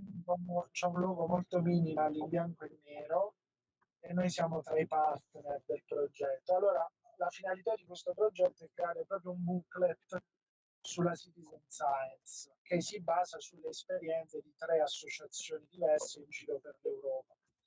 Sicuramente su Grassano, allora io penso che sia la cosa migliore sempre partire dal problema, cioè dall'oggetto dell'azione di difesa civica, quindi partire dalla questione frane. Poi la questione Ok. citizen, come tutelarsi, io la farei perimetrata in ottica frane, perché il cittadino che su Grassano deve dare una mano nel monitoraggio delle frane sicuramente non ha la tipologia di lavoro richiesta per la sentinella sul Viggiano o sul Corvetto Perticara che si deve occupare del pozzo di petrolio. Certo. Quindi io terrei troppa carne al fuoco perché rischiamo di No, disperdere. è più come una linea comune, cioè nel senso partire dal, tra virgolette, generico per spiegare, perché un po' come, non lo so, se entri in palestra, faccio l'esempio delle arti marziali, ti spiego che ci si toglie le scarpe, si fa il saluto, si fa l'inchino, ci si compra una sorta di atteggiamento proattivo che potremmo avere per cominciare a diventare diciamo, dei cittadini che si occupano di citizen science. Poi è chiaro che magari indicheremo chi ci sta lavorando già sul progetto, ci sarà Cova Contro, ci saranno persone, magari Paolo, Massimo, Giuseppe, piuttosto che tutti quelli che verranno, che daranno delle indicazioni più sensate sull'oggetto di scopo proprio. Quindi su quello ok, nel senso non mettere carne a fuoco, però credo che si possa individuare una linea comune. Io comunque sto vedendo Erika Project, l'ho trovato, adesso dopo lo passiamo, magari riusciamo a recuperare un po' di Sì. informazioni Io al ho già riguardo. inviato anche il link, poi magari lo inviamo sia anche per l'email. Perfetto. Comunque io Scusatemi, vedrei... io dovrei andare. Voi Sì, continuate adesso pure, stacchiamo, non- infatti Mm. ti ringraziamo Paolo di essere stato qui con noi. Grazie Paolo, come sempre, è sempre un piacere E immenso. Niente, il piacere è mio e viva Siscrack e il vostro impegno. Viva grazie tutti Paolo. noi. Grazie Io Paolo. vi invito a seguirci su Twitch se non l'avete ancora fatto e a seguirci su YouTube per non perdervi questo video quando verrà, questo e i prossimi video quando verranno caricati. E inoltre, se vi fa piacere, iscrivetevi anche alla newsletter di Siscrack, la trovate su entrambi i nostri siti, sia siscrack.org che siscrackclub.cc. E direi che se non ci sono altre domande dal pubblico, ci possiamo spostare anche su Discord per continuare la chiacchierata in maniera più informale, o se anche voi non avete più osservazioni o cose da aggiungere, insomma.